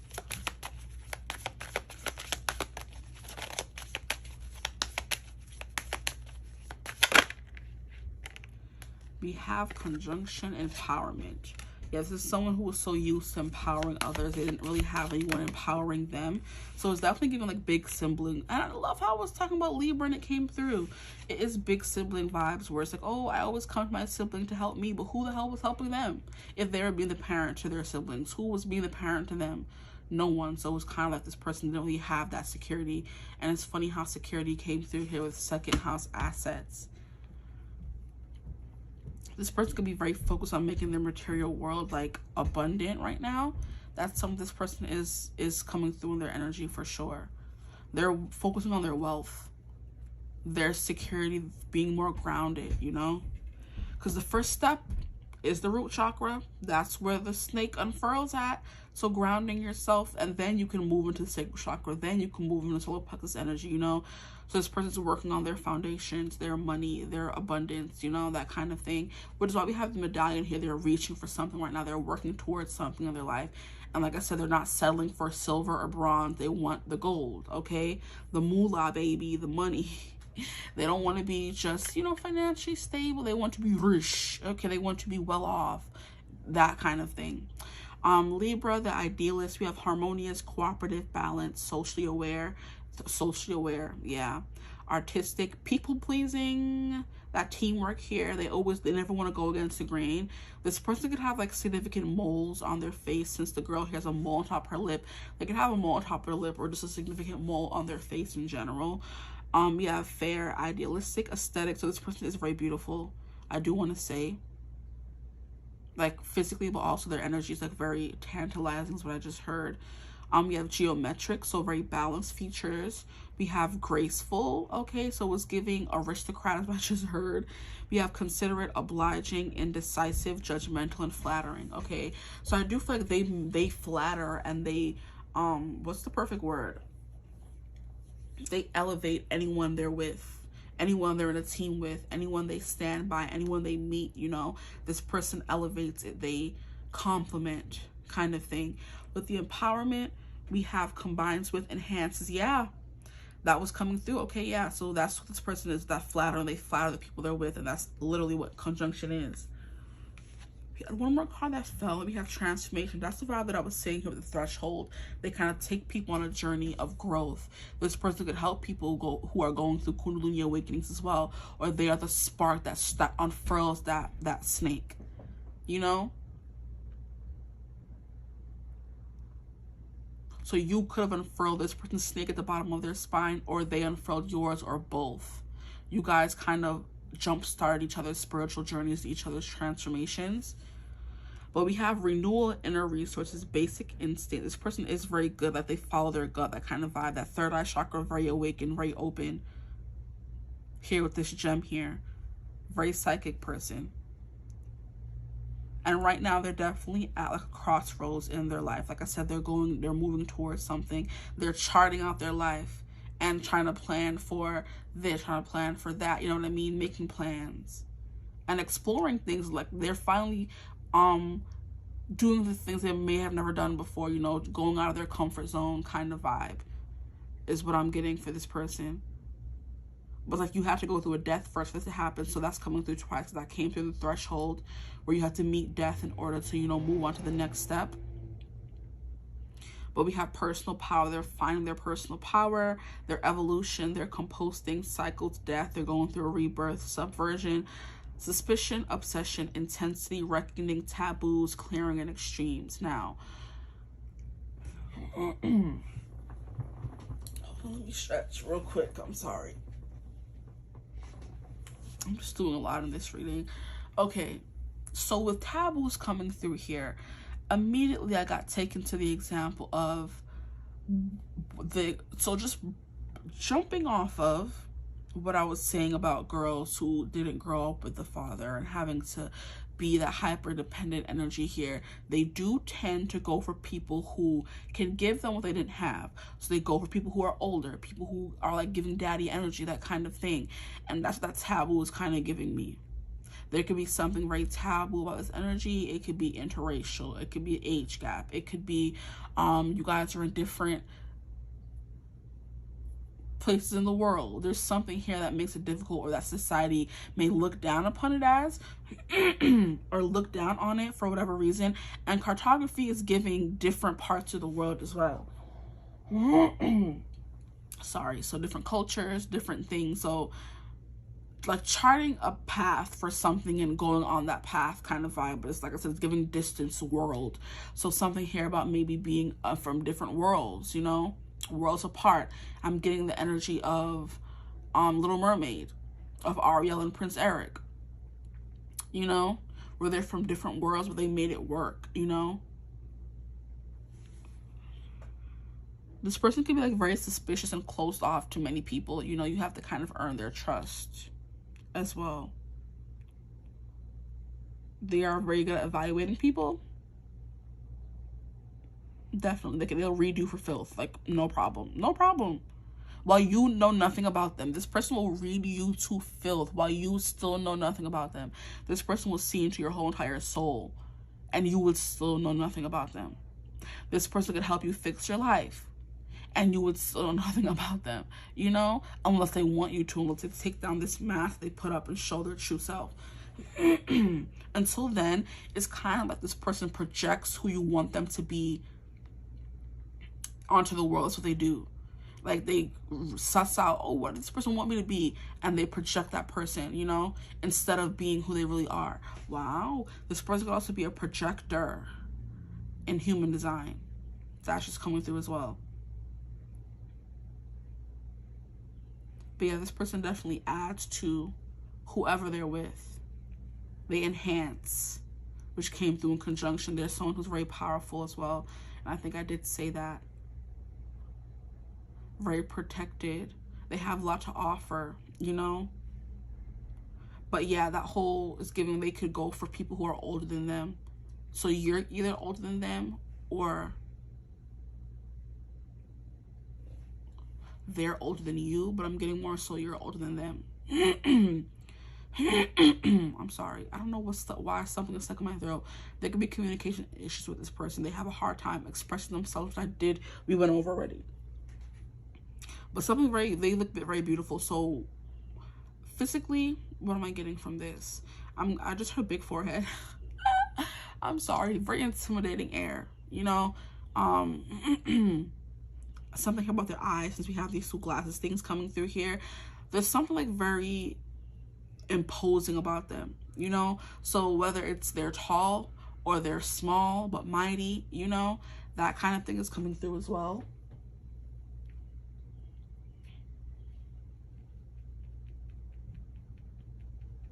They could have nice hands, soft hands, what I just heard. And we have angel wings coming through twice. So this person could look like very angelic, very sweet, very pure, very innocent as well. They have a very cool, funky style, way of dressing.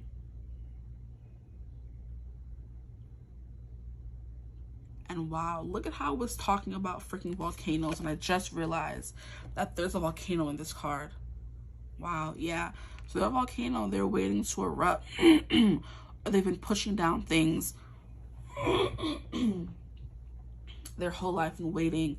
See, what is with that clearing of the throat? It's pissing me off. I'm like, I know it's probably annoying. I'm sorry. And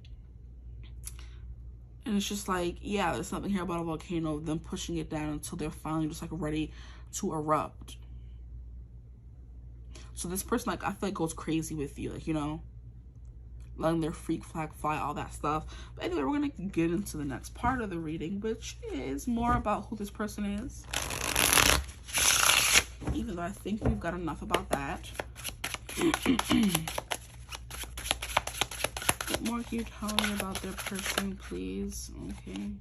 We have 6 of charisma, 6 of pentacles, I think that is. There's another card that flew out somewhere. I think that's the one I just got, right? No. This one. We have Queen of Wisdom. We have Queen of Wands. We have the High Priestess. We have the Empress. We have the Sun, the World, and the 6 of Way. What? Yo. And at the bottom of the deck, we have the Queen of Pentacles. This is crazy. Wow. This person is bomb, child. Bomb. Okay. 6 of Pentacles are very much giving and take kind of energy. They're very much like, I give you what you give me. They're very well balanced. They're very generous. They're very kind. Like, very much a very giving energy. They give a lot of themselves to people. The High Priestess with the Queen of Cups, someone who's very much, I do feel they have to feel safe in order to open up to you. With the Queen of Cups coming out in reverse, they could come off as someone who's like emotionally stunted, or they don't allow people to get close to them, which is what I was getting. You see all these things in this person, but you still don't know about them. You don't know anything about them because they project what you want them to be instead of who they actually are, which is just like, wow. All these cards came out in reverse, just telling me they're supposed to be upright, so we're just going to put them upright. Here we have the Empress. So we have all these, this is powerful person, very powerful person. We have all these powerful archetypes coming through. Because then we have the World, someone who has a tendency to be your whole entire world. They completely envelope you, you know? We have the 6 of Wisdom, 6 of Cups. So past life energy, you feel like you've known this person before. There's someone who's very comfortable to get along with and be around. We have the Sun, which is someone who's very vibrant, beautiful. I'm hearing mesmerizing as well. You can't look at them too long. You know, because the Sun is kind of like, you can't stare at the sun too long without going blind. So there's something like very blinding about this person's beauty. You know? The Empress is very Taurus and Libra coming through again. So very beautiful, gorgeous. They dress very well. It's giving like the perfect mother, the perfect father, because we have the mother coming through in the Empress and we have the father coming through here. So this person's very used to being in both of their energies, of being a masculine and a feminine. But I do feel like they have a harder time being in their feminine energy, whether it's a man or a woman you're watching for, okay? Or non-binary, because we have the Queen of Wisdom that wants to come out in reverse. So they have those tendencies, but they don't give it to everyone, you know. But what we did have coming out is a warrior and the father. They fight for what they want. They don't give up very easily. You know, they're very intense, intimidating, scary kind of energy, and that could scare you away and not allow you to see the more feminine aspects to them. So like I said, I love how we have like an angel-esque vibe coming through, very innocent, very sweet, but then we also have this energy of being a warrior and being a father. So you may look at this person and say, oh, they're gonna be sweet and innocent, and this person just opens their mouth like a dragon, you know, or a puma, you know. You weren't expecting for them to say some of the things they say, do some of the things they do, because you're looking for sweet and innocent when you see how they look, and it's just like, no, that's not who they are. With the Lovers card here, is definitely giving this person basically just your ideal person. They're very generous, they're sweet, they're very kind, they're very emotionally intelligent, they're very psychically adept is what I wanted to say. Thank you. They're very psychically adept. They're very beautiful as well. They're very kind and sweet. They like to give to people and help people with that healer energy. The Six of Cups, they make people feel comfortable around them, like you've known them for years, for centuries, for lifetimes. The Lovers card, I'm hearing they make people fall in love with them very easily as well. So your person is like very beautiful, honestly. They read a lot, so they're very wise as well. The World is they're very conquering. Like I said, they want the whole world. They want to take over the whole world. They're not happy just settling for scraps. They want everything. You know, this is someone who's very intense. Like I said, all consuming, all encompassing. If you're in a relationship with me, I want it all. I don't want you to hold back. I want all of you. Heart, body, mind, soul, everything. You know, very intense. I just keep saying all and consume. They're gonna eat you alive, you know, and you may not be mad at it. Is what I just heard. They're gonna eat you alive, but you're not gonna be mad at it. You're gonna be just completely entranced by this person. It's kind of like, are you even real? Is a little bit of what's coming through here. They get lost in their head a lot. They're very much always reading as well. So yeah, this person's very much like smart, intelligent, third eye chakra coming through heavily here. They're very wise. They know a lot of things. Very knowledgeable. Just the whole package. They have a lot to offer as well. Physically, they have a lot to offer. Mentally, they have a lot to offer. Emotionally, just everything you could ever want in a person, which is why people fall in love with them very easily. But I feel they may fall in love with who this person projects onto them, not who this person actually is. But I feel like you're falling in love with who they are as an entity, because you're seeing this person as a force to be reckoned with, you know. So what I want to do is maybe put some of these cards back. But why? I want to know why they consider you the love of their life. Enough about this person. Why do they consider you the love of their life?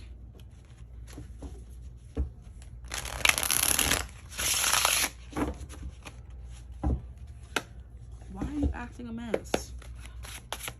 Why does group 2 person consider my group 2 the love of their life?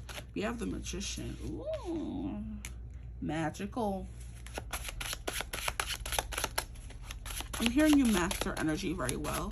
So I do kind of like they're the freaking Empress, the High Priestess, the Queen of Cups. You know what I mean? The Lovers. They're the world. They're the sun. And you kind of match their energy very well, which is why they consider you the love of their life. Like they feel like they met their match. Like you're their manifestation come true as well. We have the Strength card.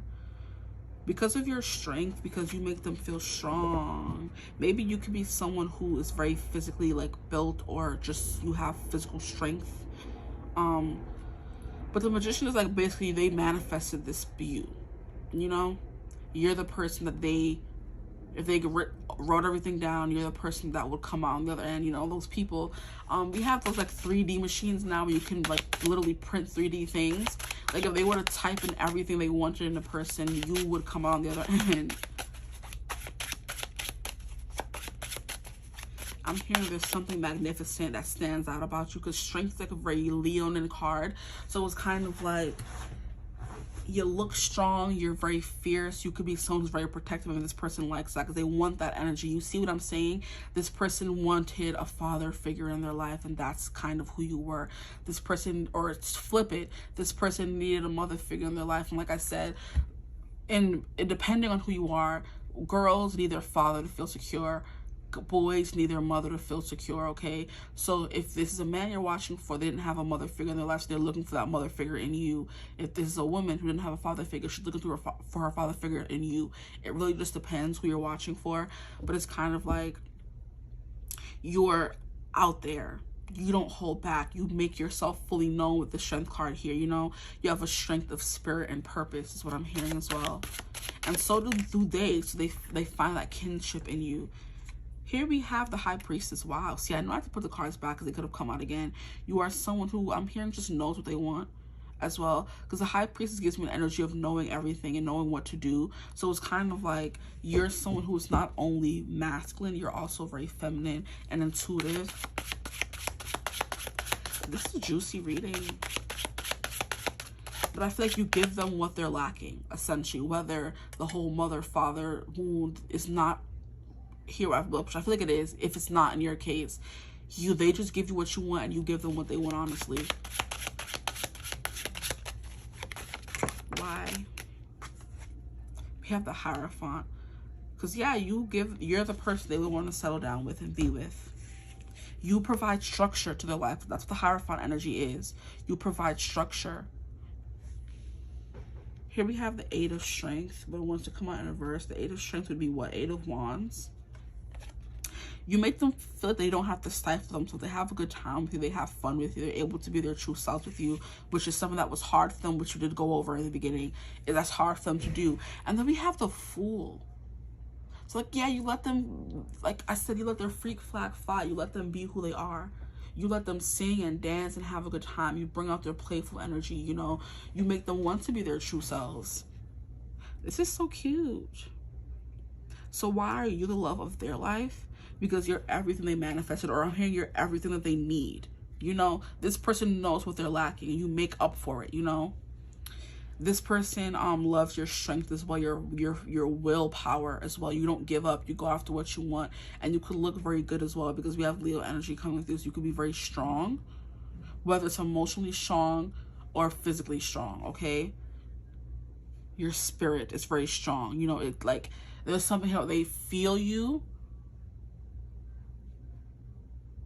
in their soul, in their spirit. There's like, it doesn't even have to be anything physical, because these are not really giving anything physical to me. These cards are not giving anything physical. It's, excuse me, Jesus, it's more so spiritual with this person. So it's kind of like your soul speaks to theirs kind of vibe.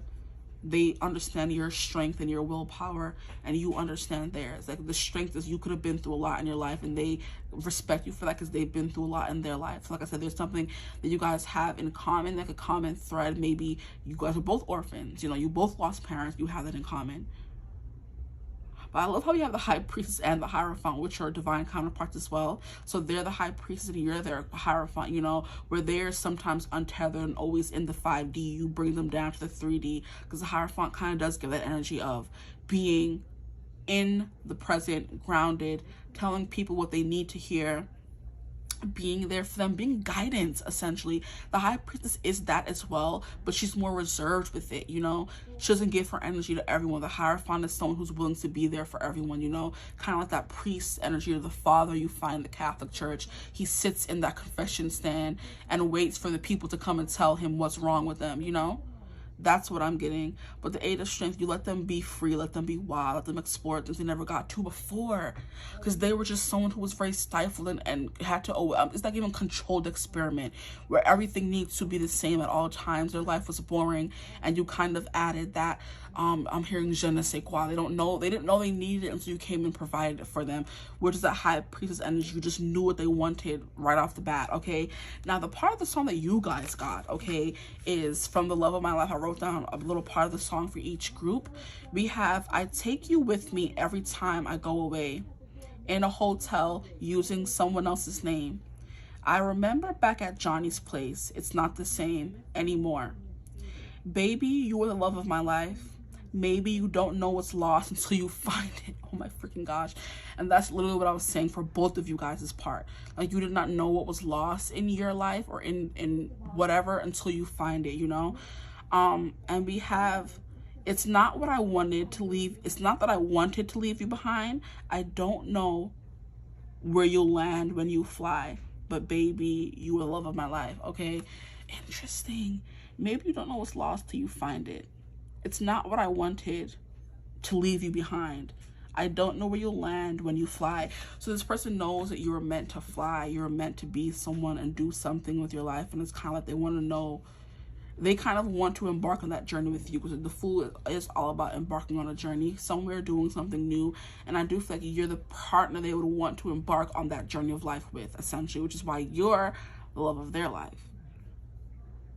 They want to accomplish things, and essentially you're the person they would want by their side when they're doing that. But yeah, I love that came through. Okay, so with Libra, I'm sorry, I forgot to go over the like physical aspects. I wrote it down somewhere in this book before. So Libra is, this person could have a good lower back. They could have nice hips for your person. They have hip dips. They just have nice hips, nice back. They could have back dimples, you know. The Libras does rule over the kidneys, so just a little bit like in the abdomen to the back area, you know. We also did get second house, which is Taurus. This person could have a nice voice, nice shoulders, a nice neck, okay. I'm hearing very chokeable. Y'all going to hell. Move. Pluto is Scorpio energy, so the no square is essentially what the Scorpio rules over, all things sacral and sensual and sexual, that kind of stuff. This person just gives off that vibe of knowing what to do in that area, or that's just how this person entrances people, okay? They like to keep it right and keep it tight, okay? Period. If they're a female, if they're a man, they give the energy of knowing how to put it down, okay? I'm hearing that song, I'm gonna put it down, you're gonna fall in love. I'm gonna put it down, you're gonna fall in love. That put it down song. If you put it down right, like the way I want it, play your cards right, maybe we can fall in love. That song coming through. Is that everything? Yeah, there's no other songs that were coming through. High Priestess is Pisces energy. For Pisces, we have their feet. Their feet could be very attractive or dainty or cute. What other thing? Aries is the Fool energy. We have their head, just their face. They're beautiful, you know. Hierophant Taurus, High Priestess. The Strength card is Leo. So for Leo, we have their heart and their upper back. So shoulders, back keeps coming through. And the Magician, I don't really know what sign that is. I think the Magician is like a Mercury energy. So Virgo and Gemini. Virgo is abdomen, the digestive system, so the stomach area. They could have like a fupa and all that kind of stuff. And then we have Gemini, which is the throat coming through again, and their breath. They can have like very fresh flowing breath. I know that's weird to say, but hey, I said it. Anyway, now we're just gonna get the song that perfectly encompasses your relationship. And then I'll leave you guys there.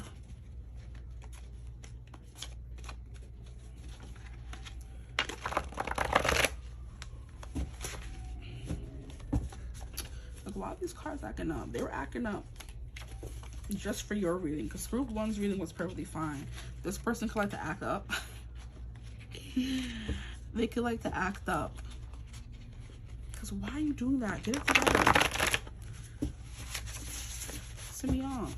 Okay, can we get one song to perfectly sum up the relationship with their person? I said one. Huh, thought you were slick, eh? I just want one.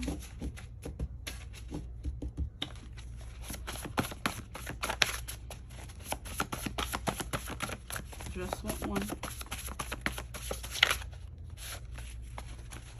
Can I get one song that perfectly sums up this relationship? One song.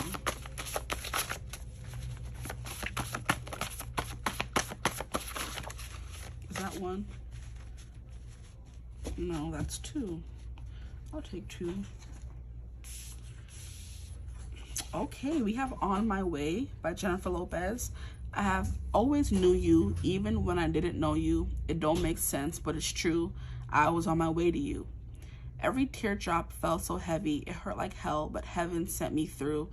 I was on my way to you. And I love how I was mentioning that in the threshold, which is kind of like going from heaven to hell, or going from hell to heaven. Like every teardrop felt so heavy, it hurt like hell, but heaven sent me through. So you know this person went through so much pain to meet you, okay?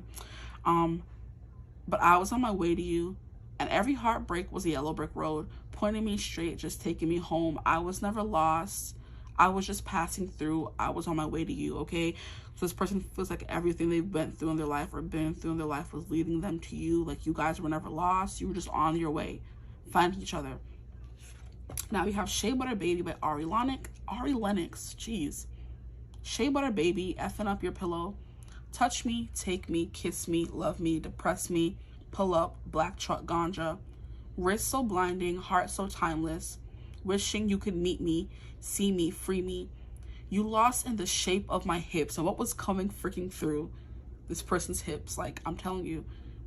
Out there is a moon. If you're really down, we can find it. Lost in the alley, make love by a trash can. Shea Butter Baby, effing up your pillow. Shea Butter Baby, effing up your sheets. And that's that Scorpio energy that was coming through with Pluto here. I love it when this happens. Like, you can't make it up. You can't script it. You can't. So yes, the songs that represent your relationship is On Your Way. You spent your whole life going through all these things just to meet this person. So it makes sense when you meet them. Things just make sense with this person. But with Shea Butter Baby, there's definitely some spicy energy here for you guys. But Shea Butter Baby is definitely giving, because black people use shea butter, so there could be something here about that. But the looks of this card, there's something here about beards. And red is important. Somebody could be bald, but look, he has that evil villain beard in this card here. He has a full beard. I mean, evil villain mustache. This is a full beard with that little handlebar mustache as well. So that could definitely be a thing, because it's coming through in this card and it's coming through in this card. So for a guy. And they're big, they're broad, they're muscular, intimidating kind of vibe. Their strength is very prominent. But their hips, their neck, their shoulders, their back, all of that are their package, really. But I mean, why not? Because that was definitely coming through. But that's what I have for you guys. Definitely there's some spicy energy between y'all, for real. And that's what I was saying in the beginning. We were finally able to explore that side of you that you've been holding back for your whole life. But I hope it resonated. If it did, feel free to like, comment, and subscribe. Join the tribe, the Divine Fam. We'd love to have you. If you would ever like to book a personal reading, you can always get in contact with me using my email in the description box below. But I hope you're having a beautiful, wonderful day whenever you're watching this reading. And as always, I will see you guys in the next one. Bye. Hello, my gorgeous group 3s. Welcome to your reading. If you chose the King, then you're in the right place. Today we're going to be getting into who is the love of your life, inspired by the song Harry, by Harry Styles, Love of My Life. Okay. We're going to be getting into why will they consider you the love of their life, this person, their personality, how they look, kind of thing, how you may know them, which we haven't gotten into, so I'm just going to scrap that unless it comes through. And then we're going to pull a song at the end of the reading for the song that best sums up your relationship. So I also wrote down a little snippet of the Harry Styles Love of Your Life in my book here to read whenever I feel called to, or remember in the reading, to get into more about, I guess, what your relationship could consist of, who knows. But immediately right off the bat, we have the King. So who is love of your life? Someone who's like very commanding, someone who's always in control, someone who may have like followers, who may have a business, who may have some notoriety to them, who may have something to offer is what I'm hearing. This energy here is like giving very much root chakra, sacral chakra, and solar plexus chakra.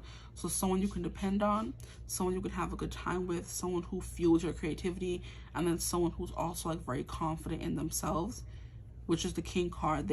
I'm hearing they breed life or facilitate life, or maybe allow you to be your best self, or allow people around them to be their best selves, because people feel safe enough to do so with the root chakra. People feel inspired to be around this person because they're the king, and then this person builds people up and makes them feel like confident, you know. And I do feel like that is the job of a king, to make the people that follow behind them have faith in them. They can do whatever needs to be done for the greatest good of all, so this person could take care of a lot of people, you know, which would be business, family, you know, like, what is it called? They could also like have a community as well.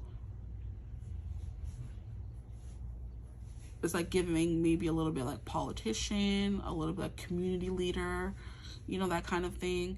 I heard like maybe pastor, maybe, or just someone who literally built a community and they sit on their throne as the king. So social media influencer, stuff like that. Then you guys got another card. Surprise, we have a mirror. And immediately what I did get from this card when they both came out is like, I kind of feel like this person makes people feel safe. And I don't want to say it's an illusion, but it's kind of like this person makes people see what they want to see, you know? Because the mirror is also giving someone who's just like you. So if at any time in this reading, what I'm describing as them could be you and you could be them, like you resonate with both sides, it's definitely giving a mirroring energy. So you guys are very much alike. When you look at each other, you see like the things that make you alike kind of things. So you guys can have a lot in common. It's also something that I'm hearing. I don't know why I'm being taken to, what is the thing called? I think it's the last episode of, not episode, the last movie in Harry Potter, which is, I think it is no, it's probably not that one. It's probably, it might just be,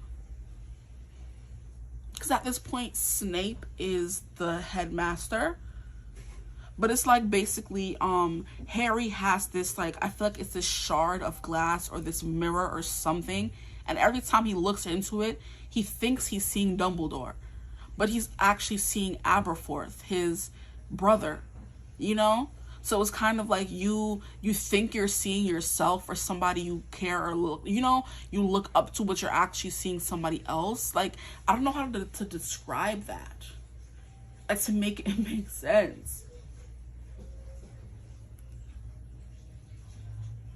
So basically in the movie, that part of the movie, they had gone out to find the Horcruxes, and Harry had deduced that the last two were in, or the next two they had to find were in Hogwarts. So he needed to get into Hogwarts, which meant he needed to go back to, I feel like it was like Hogsmeade they were at, and that's where Aberforth has like a bar or something. And Hermione's like, so it's you who we kept seeing in the mirror, because he was using the mirror to check on them. So he had one part of the mirror and they had like a shard of glass or something. I don't know how to explain it. So like somebody that was always being helpful, someone who takes care of you, who looks to make sure you're all right. Because Aberforth did come off as someone who didn't really care about the well-being of Harry and them, because he didn't really care about his brother supposedly. But obviously in the end, he did help them. He kept checking up on them to make sure they were safe. And he kept sending Dobby to make sure they were safe in that movie as well. So someone who cares but doesn't have to show weakness, or someone who cares but they sent other people to take care of you instead of doing it themselves kind of vibe. Like, I don't know if that makes sense. Like, they're not like a very showy kind of I love you kind of person. Like, they're not giving me that energy. They're giving, like, you know, they have to keep their emotions, like, you know, close to their chest, but they do mirror your energy. So if you love them, they're going to show that they love you kind of thing, if that makes sense. And I'm not just babbling at this point. So what else can you tell me about group 3's, the love of their life? I think this is 2, and I will take that, and that's it. Because group 2 went mad long because all these cards were flying out. Here we have the Bardo, and oh my gosh, I passed this when I was reading the book for another group, and I'm like, oh, I've never gotten that one, and it comes out in the next group. I love it. And then here we have the Boxy. There's something like very composed about this person. They don't show all their cards or all of their emotions. They're like kind of closed off. They have their inner circle, they have their friends, and they don't like to, you know, open up themselves to anybody else, if that makes sense.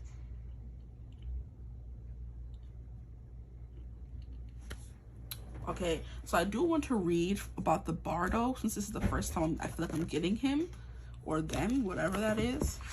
So I want to read about him. And the Bardo would probably be a self.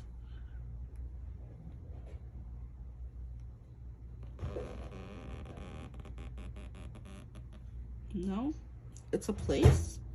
Really? So 163. It sounds like a person. Okay, so the Bardo is the liminal, the in-between, the transition.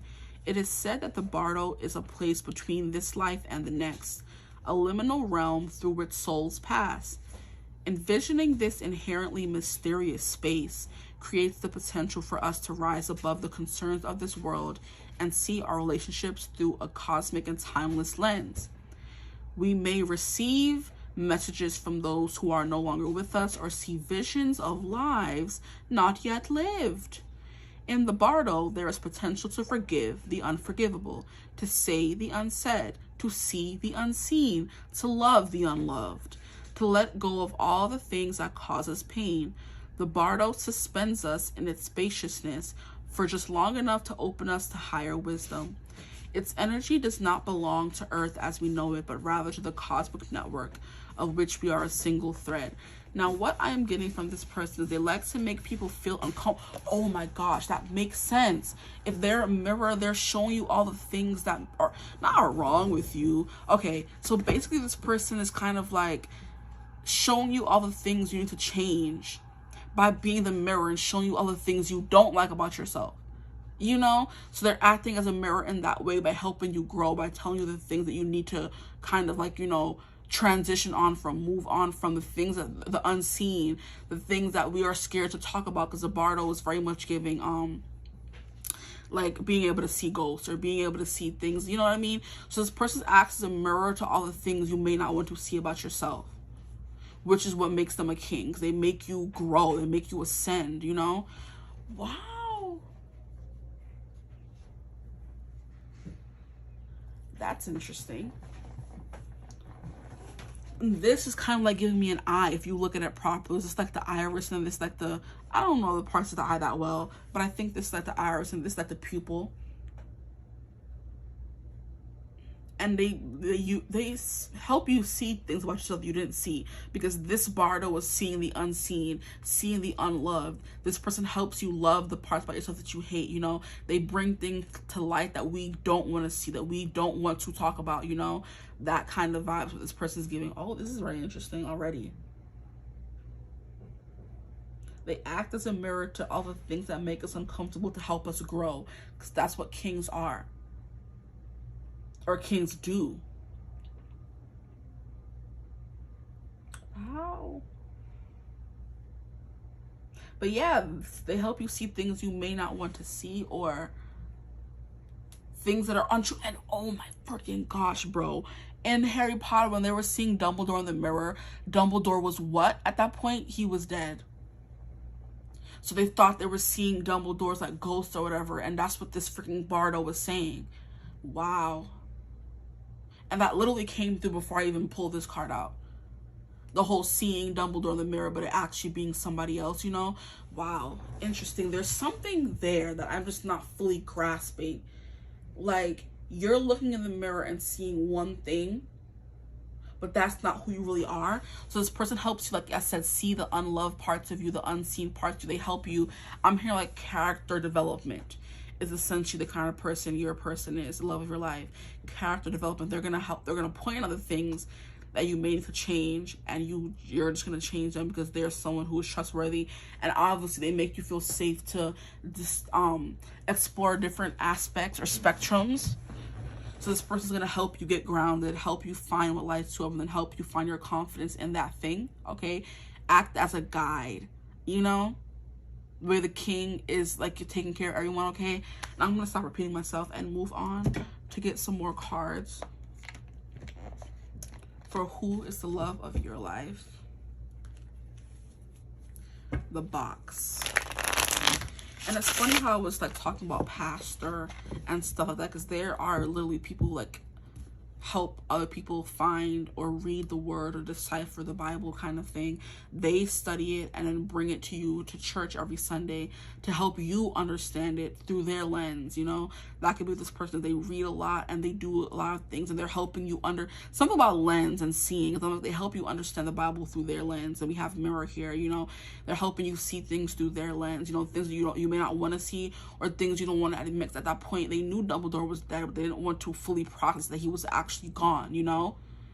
And by like seeing Aberforth or seeing him in the mirror and then eventually meeting him later on, he made them realize that, hey, it wasn't Dumbledore, it was me the whole time, you know. If that makes sense, I hope it does. So basically this person helps you see things you may not want to see or realize about yourself. And that's what they do for everyone, not just you. So don't feel attacked or singled out. That this person may help you escape from this box you've been in. They help you find some freedom. So what else can we learn about who is the love of group 3's life? What more can we learn about this person? We have the air, unseen potential and hesitation. I love that. We have the air and then we have the king.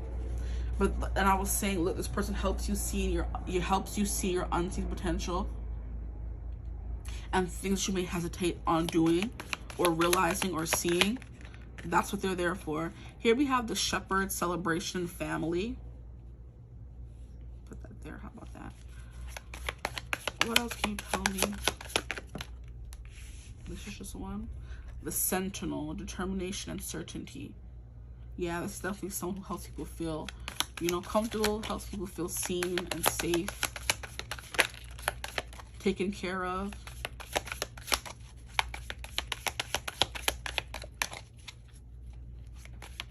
And the shepherd is definitely someone who like shepherds people to follow their beaten path, follow the what they're supposed to do, which is what I was saying here with this king energy. They help you ground yourself, find what you want to do, find the passion behind it, and then gain confidence in yourself to, you know, follow that passion, honestly. And that's kind of what the shepherd is saying, like a shepherd to the lambs. The shepherds lead the lambs. But this person, like their determination, their certainty definitely helps people feel more comfortable and confident around them. Let me get more cards from here.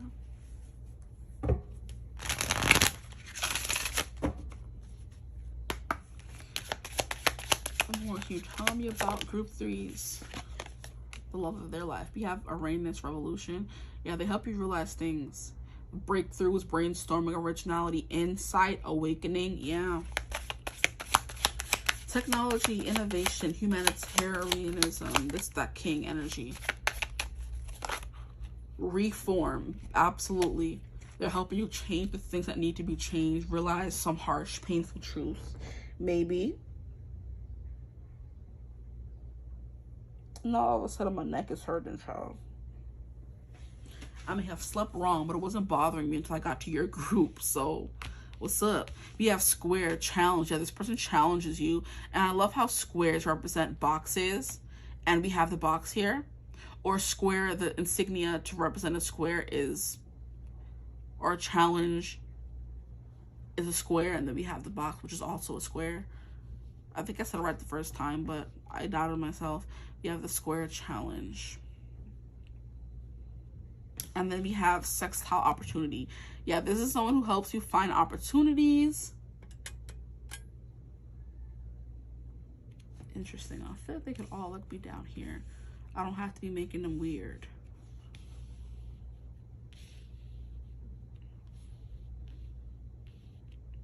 Separate them a little bit, but bring them down.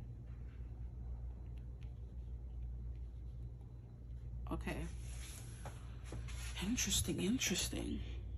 Breakthroughs, brainstorming, originality. Yeah, this person helps you find your originality.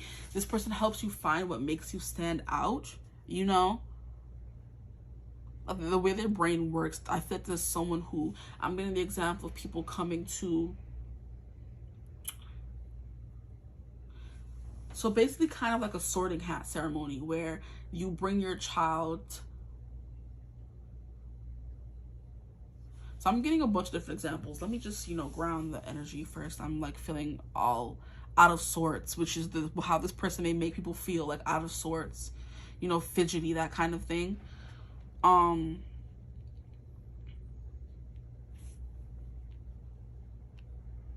So I'm getting a few different examples. The first example is a sorting hat ceremony, where in Hogwarts you put the hat on and they sort you into a house. So they're telling you which house would best help you like blossom, you know, what is it called? Nurture your abilities and the things that make you unique, you know, whether it's loyalty or bravery or smarts or outwitting people, you know what I mean, or cunning. They put you into places where you'll thrive. So essentially this person's kind of like a sorting hat ceremony. Then I was also getting an example, people bringing their babies to somebody and the person telling them what their baby's going to be, kind of vibe, you know. And then I was also getting the example of I don't know if you guys are familiar with Slice and Rice. They're here on YouTube, they're on Facebook, they're on Instagram. But essentially, I remember Glory a few months back posted a video of her son. They basically put a bunch of different items in front of the child, and whichever one the child goes to is the essentially the profession they're gonna have in their grown life. And I think it could be like a Korean or Asian culture things. I've never heard of it before until she said that. And I'm like, that's first of all mad cool. Like, I gotta put that in my bank of, you know. So basically, like, they had like a computer, then they had a stethoscope for a doctor, and they just basically had like different things for different professions. And I remember that and it's funny because both their kids ended up choosing their computer, you know. They have 2 kids, 2 boys, Jerry and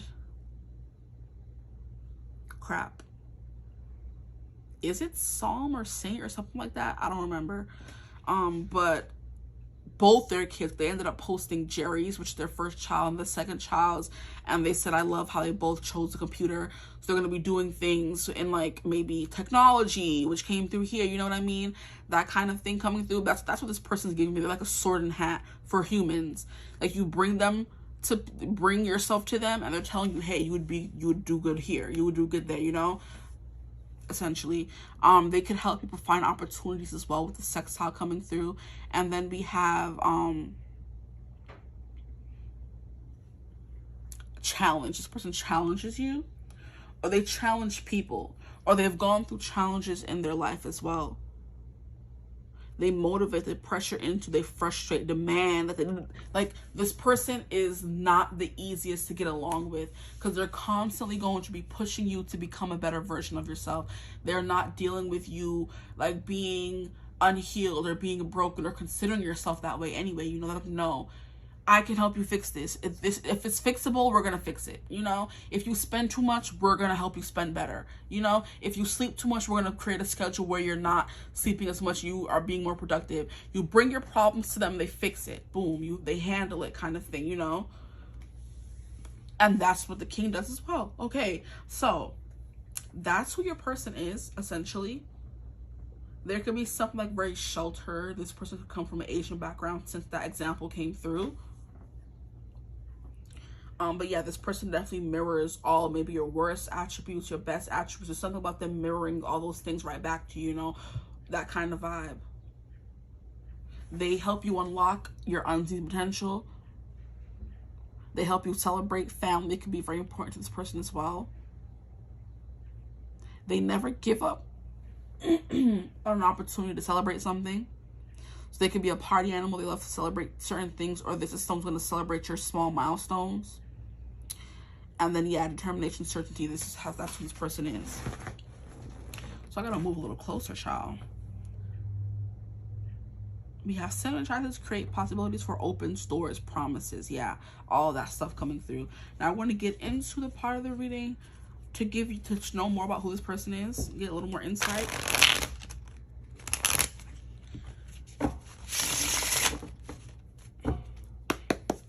Can you tell me more about the love of their life, please?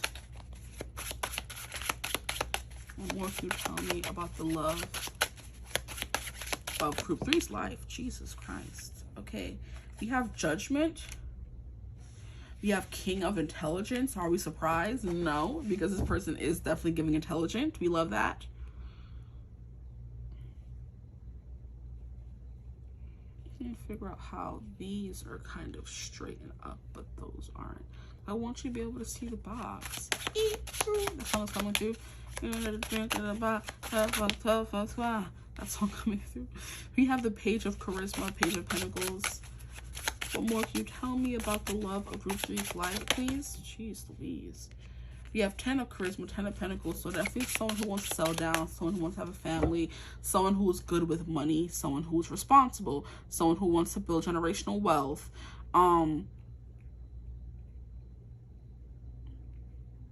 Someone who's like very, I'm hearing set in their ways.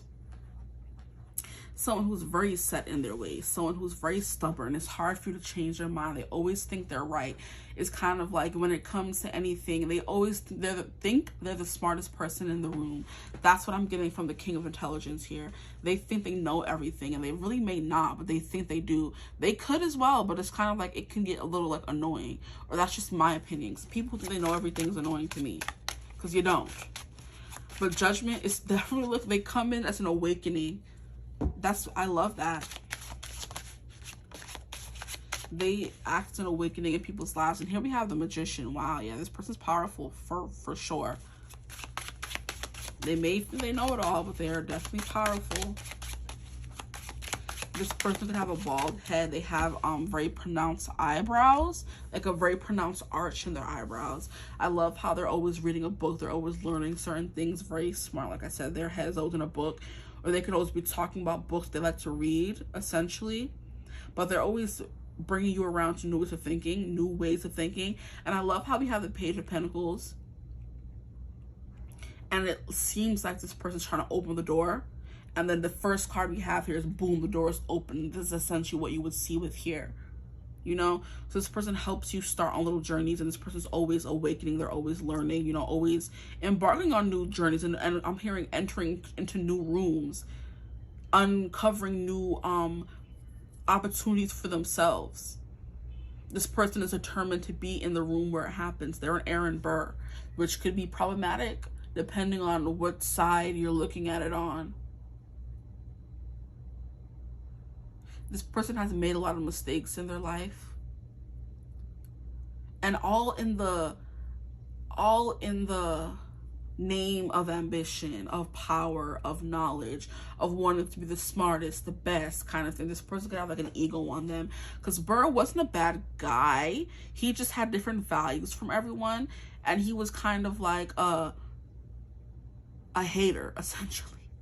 If somebody was doing better than him, i.e. Hamilton, for example, he was mad that Hamilton was doing better than him. He was mad that Hamilton was always constantly going after what he wanted, and he was being left in the dust, you know?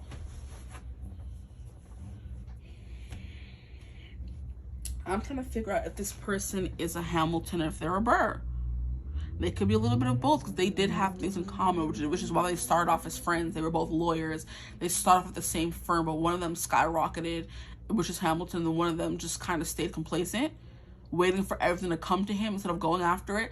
This person could have a problem with that as well. They want everything to come to them, or they want people to come around to their way of thinking. They never want to move out of the box and consider somebody else's perspective. You know, they could have a hard time wrestling with that as well. Here we have the Six of Strength, which is the Six of Wands. Definitely, you know, always going after what they want and achieving their goals. So this person may be more of a Hamilton, but he had his own downfalls as well. So I feel like there's like, they kind of like on any given day, they could be a Hamilton or they could be an Aaron Burr, okay? Overly ambitious, which is Hamilton, in the sake of, you know, overly ambitious for the sake of just wanting to be the best, of coming from, you know, humble beginnings, probably even less than humble beginnings for Hamilton, and wanting to make a name for themselves, wanting to be the smartest in the room kind of thing, having this like an overinflated ego as well. Basically like a rags to riches kind of story is a Hamilton. This person could have come from that as well. They essentially make their own life. I'm hearing, I make my own deliverance from that song. In the eye of the hurricane, there is quiet for just a moment. and something. I wrote my own deliverance. That song is coming through. So this person may have created their own success. They started from the bottom, which is that unseen potential. There was unseen potential in this person. They could have been someone who always used to hesitate and didn't see their full potential until they kind of did. I'm hearing when they hit rock bottom, and now they're purposely like becoming that inspiration for other people. Now we have one more card that flipped over. We have the Page of Strength. Yeah, there's something like immature about this person a little bit, because we have pages coming through. Even though we have a King of Intelligence, there is something about the King of Swords that can, or right now is giving me, and probably always, but it's just coming out now, that can be a little closed-minded, you know? Which is why they see they have the potential and they're going after what they want, but it's kind of like they could also like have no problem starting over, starting from scratch, something coming through as well. But there's something here about them always wanting to start over, because since we have 2 pages coming through, and Page like a very childlike energy about them, you know? Page of Strength is the Page of Wands. They always have new ideas, and they always have new projects and new ventures they're going after, and that's very much giving me Hamilton for sure. So 6 of Wands, accomplished, successful, smart, intelligent. They know how to make their dreams a reality. That's more about this person. This person can be very short here, because we have these 2 dwarves here. We have something like very fierce about their personality, because this is looking like a tiger hybrid thing. It's not a tiger because it has these long teeth in the front. So it's kind of like a, what was that animal from that's extinct? Was it like a, not important, walrus? The you know, the tusks of a walrus is coming through in a lion type character or lion type animal, you know? But the King of Intelligence is definitely someone who's always I want to say finagling, who's always moving things around, who's always starting a new project kind of thing, you know? Someone's very busy as well. This person's very busy. I do want to say this person is very busy. You know, building this manifesting and building their empire, manifesting this abundance and wealth for themselves. This success, continuous success. They're not happy with one success. They want to continuously, you know, I'm here to take over the world. So you may have like a little bit of a mastermind on your hands here. And I just heard Mega Mind and saw a snapshot of him in my mind. So this person could have a big old forehead, a big bulbous bald head as well. Okay, so why would they consider you the love of their life? Okay, we have Queen of Wisdom in reverse, Queen of Cups in reverse. I just heard you don't have a handle on your emotions. Volatile emotionally, essentially. Interesting. You don't have a handle on your emotions, is what I just heard. So you're someone who maybe makes them feel more because you feel too much. Like, that's the freaking most backhanded compliment I've ever heard in my life. Oh, I love what makes you the love of my life is that you make me feel so much because you feel too much, you know? I'm someone who usually feels nothing, but because you're always feeling a lot, I can feel something with you. We have the 9 of Intelligence in reverse. The 9 of Intelligence is 9 of Swords. You make this person not so scared of their emotions, maybe, because we have the emotion card come out first. You make them not so much in their head. You make them not think so much. Because the King of Swords, child, that is a chronic overthinker. That is a chronic overthinker. He's always masterminding ideas. This person came out as Mega Mind, you know? They're always thinking of things, and it can sometimes be evil to other people, you know? Because this person can be misunderstood with this Bardo energy here. They see the unseen. They see things others can't see, even if it's darkness, even if it may come off as bad or evil or wicked or dark, you know? But this person's just like, I just see the unseen potential in people and things. I see things others don't see. You know, and that could be like a little bit of a burden to this person. Why would they consider you? Why are we keeping all these cards in reverse? We have 6 of Cups. Because they feel like they've known you before. They feel safe with you. It's like even like very goofy, very silly. Like I do feel this person is able to be that with you in a way they're not able to be that with others. You kind of bring down their walls, or you make them like, get rid of all this, I have to have everything in control or whatever, I have to be in control of everything. You just let them be. There could be something about this person being a good cook, because this guy is cooking here. They're a good cook. They cook a lot, or they're very much into living healthily. Because these here, I just keep looking at them. They're giving me like peas. Peas or olives. So this person could love olives, or they love peas. These are too many cards. Why would they consider group 3 the love of their lives? You've gone into...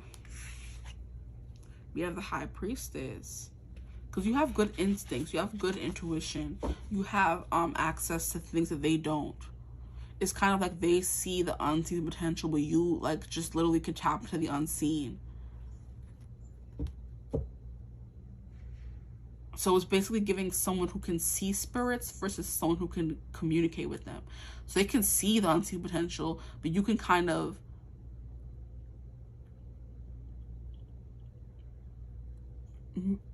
I don't know. I'm trying to... They see the unseen potential in things, but you kind of feel the unseen potential in things. Or it's kind of like you know a lot, but you don't say a lot, you know? Because the High Priest is a very reserved, held back kind of energy. Maybe you're someone who is more reserved, you know?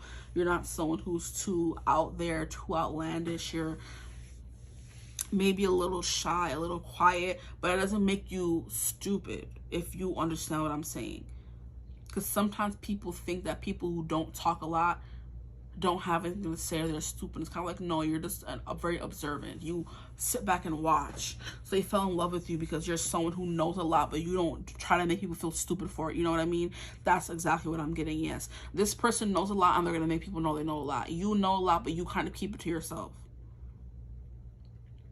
You know, or you let people find their own way. You don't force things onto people the way this person definitely does. They force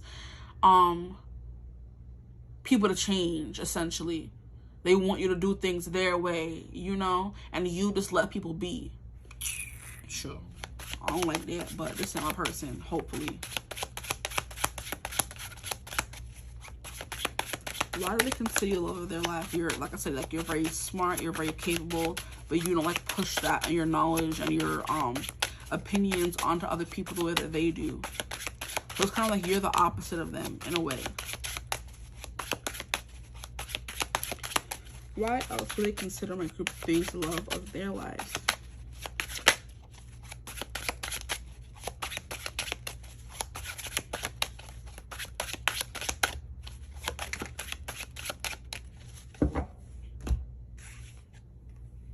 And then we have the Hermit.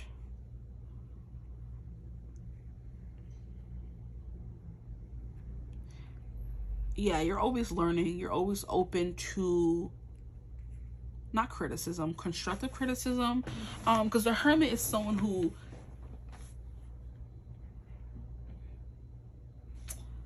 always on an unending journey of knowledge, you know? And the Hermit in reverse is, I just keep getting you're the opposite of this person, the way they seek and crave knowledge. You're just someone who is maybe go with the flow, you know? You're someone who's like more outgoing, where they're more contemplative. You're definitely someone who's more easygoing, where there's someone who's like strict and firm, you know what I mean? So it's kind of like you maybe iron out all their small space, or you fill in the gaps, is definitely what I'm hearing. You fill in the gaps where this person is concerned.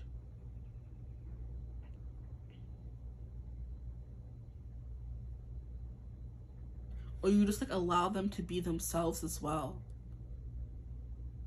It's kind of like you're powerful, but everyone doesn't need to know. It's felt. It's not show-offy, you know?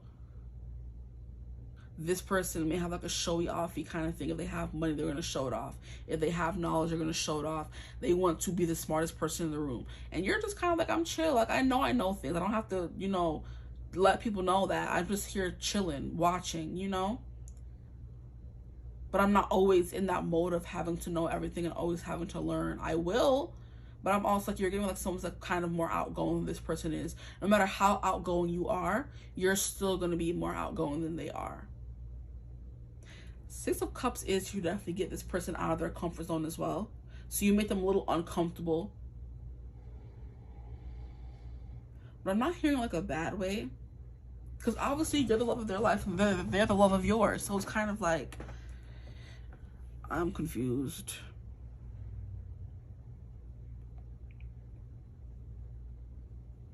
This person's very much giving like commanding kind of energy, and you're giving just like sweet, docile, laid back kind of energy, you know? You don't always feel, like I said, the need to assert your dominance or make people feel stupid or, you know, feel like you're smarter than other people. You just be chilling.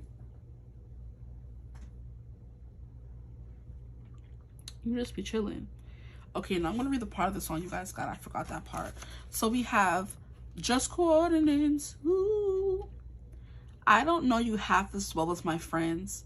I won't pretend that I've been doing everything I can to get to know your creases and your ends. Are they the same? Yeah, now you see. I don't know. Like, this is like giving me a very weird energy for the love of your life. Like, this could be what you like. I don't know, but it's kind of like giving me weird. You know?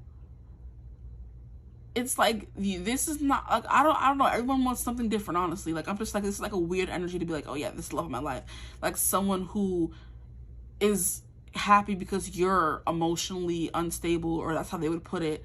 You're the love of their life because you're kind of like, you're smart, but you don't tell everybody. So it's kind of like you let them be the smartest person. But they know that you could be smart too, but you allow them to be the smartest person in the room, essentially. So it's a woman who kind of indulges her man, a man who indulges his woman because they don't want to be the smartest in the room, but you know that your person does. So you kind of move back and allow them to be that, you know? Yeah, so you kind of like indulge them. You're the soft spot to them. You let them be in front and head and do whatever they want, and maybe tell you what to do, and you just kind of take like a back seat to that. That's the kind of person you're looking for, a commander-in-chief, a king. Someone who will definitely boss you around, even though you know you're someone who's capable of doing that yourself. You want someone to do it for you, essentially. So I kind of feel like maybe you are with the energy or with the shit, you know? You make them feel uncomfortable because your emotions make them feel uncomfortable. You get them out of their head. So I feel like you're, like I said, a mirror. That's definitely what this, that's why it's, okay, now it's making a lot more sense. I'm like, it's basically what I said for them in reverse, you know? And that's what the mirror is. You see yourself, but not as you are. And that's kind of what I was saying in the beginning, where they thought they were seeing Dumbledore, but they were seeing Aberforth instead. I am so confused. Wow. I'm like, why is it so weird? If they don't shut down, shut up. The hell? Wrong people, kids. Anyway, I'm just like, everything that I'm saying for them, you're coming off the same way, but it's like opposite. And that's what a mirror is showing you the inverted view of yourself. Because the way we see ourselves in the mirror is not who we really are.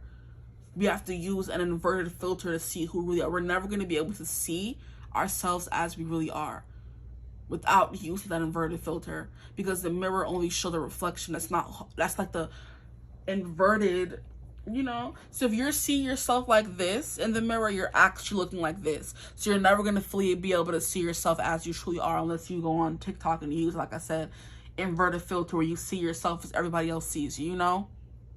Or unless you use the iPhone, which immediately inverts how you actually look. And that's why you may seem like, wow, I look so weird in this iPhone, because they immediately flip it and show you who you really are, kind of vibe, you know?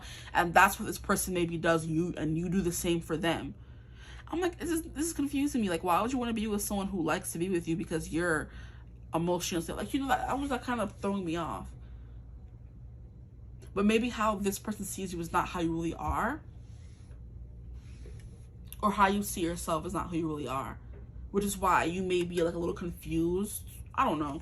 Anyway, yeah, the part of the song that you guys got is just coordinates. I don't know you half as well as all my friends. I won't pretend that I've been doing everything I can to get to know your creases and your ends. So it's given this person doesn't probably really even know who you are, because they didn't take the time to know who you really are. It's like someone who's conforming to fit their partner. You're becoming more quiet and not talking because you know that to talk. You know what I mean? That kind of thing. And I'm like, is that the person you want to be love of your life? I mean, to each their own, but it's giving me, you know? This person, like, I won't pretend that I've been doing everything I can to get to know your creases and your ends. So everything about you, they haven't been putting in energy to get to know that, but they're calling you the love of their life. You know, is it making sense now? Why I'm a little confused? Like, you haven't been getting to know who I really am. You're saying all these things while I'm the love of your life. It's like backhanded compliments. And then in the part of the song you guys got, I'm not going to pretend that I've been getting to know your creases and your ends. Your friends know you better, or my friends know you better than I know you. Even though, like, that's weird. And are they the same? Baby, you were the love of my life. Yeah. So for some of y'all, this could be somebody in the past. I don't know, because I wouldn't put up with this. Let me stop. I'm not you, though, so... No, I'm not trying to compare. But anyway, we're going to get into the part of the song that fully sums up your relationship with this person. I'm interested to see what comes out, because I'm just like, what? This reading was very ghetto. And not like a bad way, but it was like, huh? This is what you want the love of your life to be saying about you. You feel too much and you're smart, but you don't like really say it. You know what I mean? Because I guess to please them, to make them feel like the smartest person. Okay. Ooh. Not this song. So what song encompasses your relationship? You guys got two and I wanted only one. Okay. So we have Love You Anymore by Michael Bublé. Just because I wander around the places we would go, hoping that I'd run into you one more time.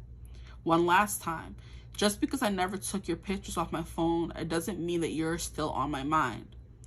Just because I accidentally slipped and said your name while I heard your song, it made me insecure. Just because I know I'll never ever feel the same doesn't mean I love you anymore. Am I lying to myself again when I say you're not the best I've ever had?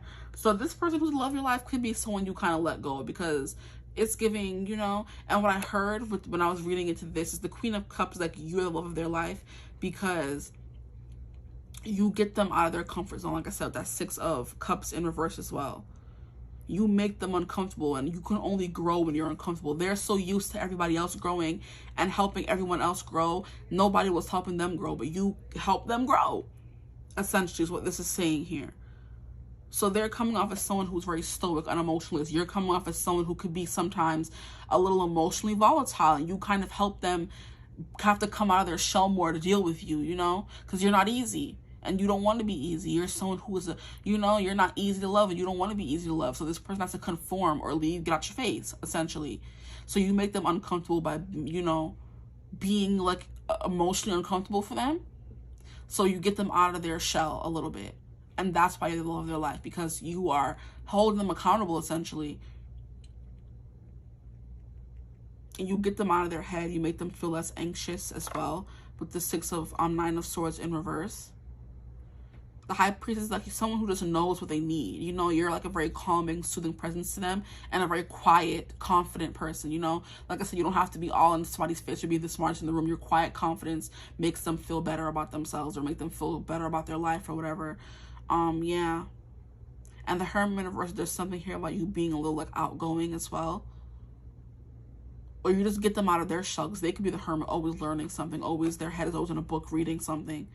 With this Magician energy coming through, they're always reading something, always learning something, and you kind of get them out of that. You come and tell them, hey, stop reading, give me some attention, you know, kind of vibe. But there is something here about maybe like a separation, or some relationship is this person not wanting to admit that you were the best person they ever had. So there could be something about, like I said, you know this person, you met them already. With the Six of Cups even coming out, period, that's an energy of past life, like relationships, you know. And feeling like you lost your best friend, with it coming out in reverse. Just to give a different context to the card. Feeling like you lost your best friend, someone you felt comfortable with. And they're saying, I don't love you anymore. I'm not still thinking about you. I'm not going to the places we used to go hoping to run into you. Okay? Now we have There's No Way by Love and Julia Michaels. You touched me, and it's almost like we knew that there would be history between us two. We knew someday that we would have regrets, but we just ignored them the night we met. We just danced backwards into each other, trying to keep our feelings secretly covered. You touched me, and it's almost like we knew that there would be history. But there's no way that it's not going there. You know what this is giving me? Honestly, I'm going to be 100% real with you. Being with someone you know it's not your end game, but I don't know why you're with, like, it's confusing me. Because it's like, we knew someday that we would have regrets, but we just ignored them the night we met. Like, y'all knew y'all weren't perfect for each other. You knew this person wasn't going to be your forever person. I guess the love of your life is not always your forever person, you know? So I don't know why I'm trying to make it seem that way, but that's what I think of. The love of my life is someone that I have every intention of being with forever, okay? Maybe you don't. You have different things or different ideas or, you know, concepts when you think of the love of your life. This could be someone who was love of your life, but you're never going to be together again, you know? And you guys knew this when you got into the relationship, but you just kept going kind of vibe, you know? I do want to, let me just pull one card. How do they know this person? We have the Emperor. Yeah, see the Emperor, the King, all these, and the King of freaking Wands keep coming through. And these cards, the Empress, oh wow. And then we have the Knight of Charisma. So we have divine counterpart energies coming through. So it's kind of like there's an instant connection between you guys, but maybe it wasn't something that was going to last a long run. Because the Knight of Pentacles, which is Knight of Charisma, I've never gotten this card. Why does this look like an alien? Tell me this don't look like Sully from Monsters, Inc. Yeah, and Sully was someone who was hard to love, child. He was mad annoying, I'm not gonna lie. So this person maybe knows they're hard to love, or you know you're hard to love, and you guys are both hard to love, and maybe it's gonna take some time for you guys to get back together because you guys still love each other, you know what I mean? Because it's kind of like, am I lying to myself again when I say you're not the best I've ever had? And this, we knew someday that we would have regrets, but we would just ignore them the night we met. Y'all was a mess, so that's all I gotta say. King of Wands. Yeah, you make this person feel confident because you kind of like not defer to them, but you are the perfect empress to their emperor. You let them like do what they need to do. You are more reserved, laid back, and they are more commanding and telling you what to do kind of vibe, which is why you guys like get along.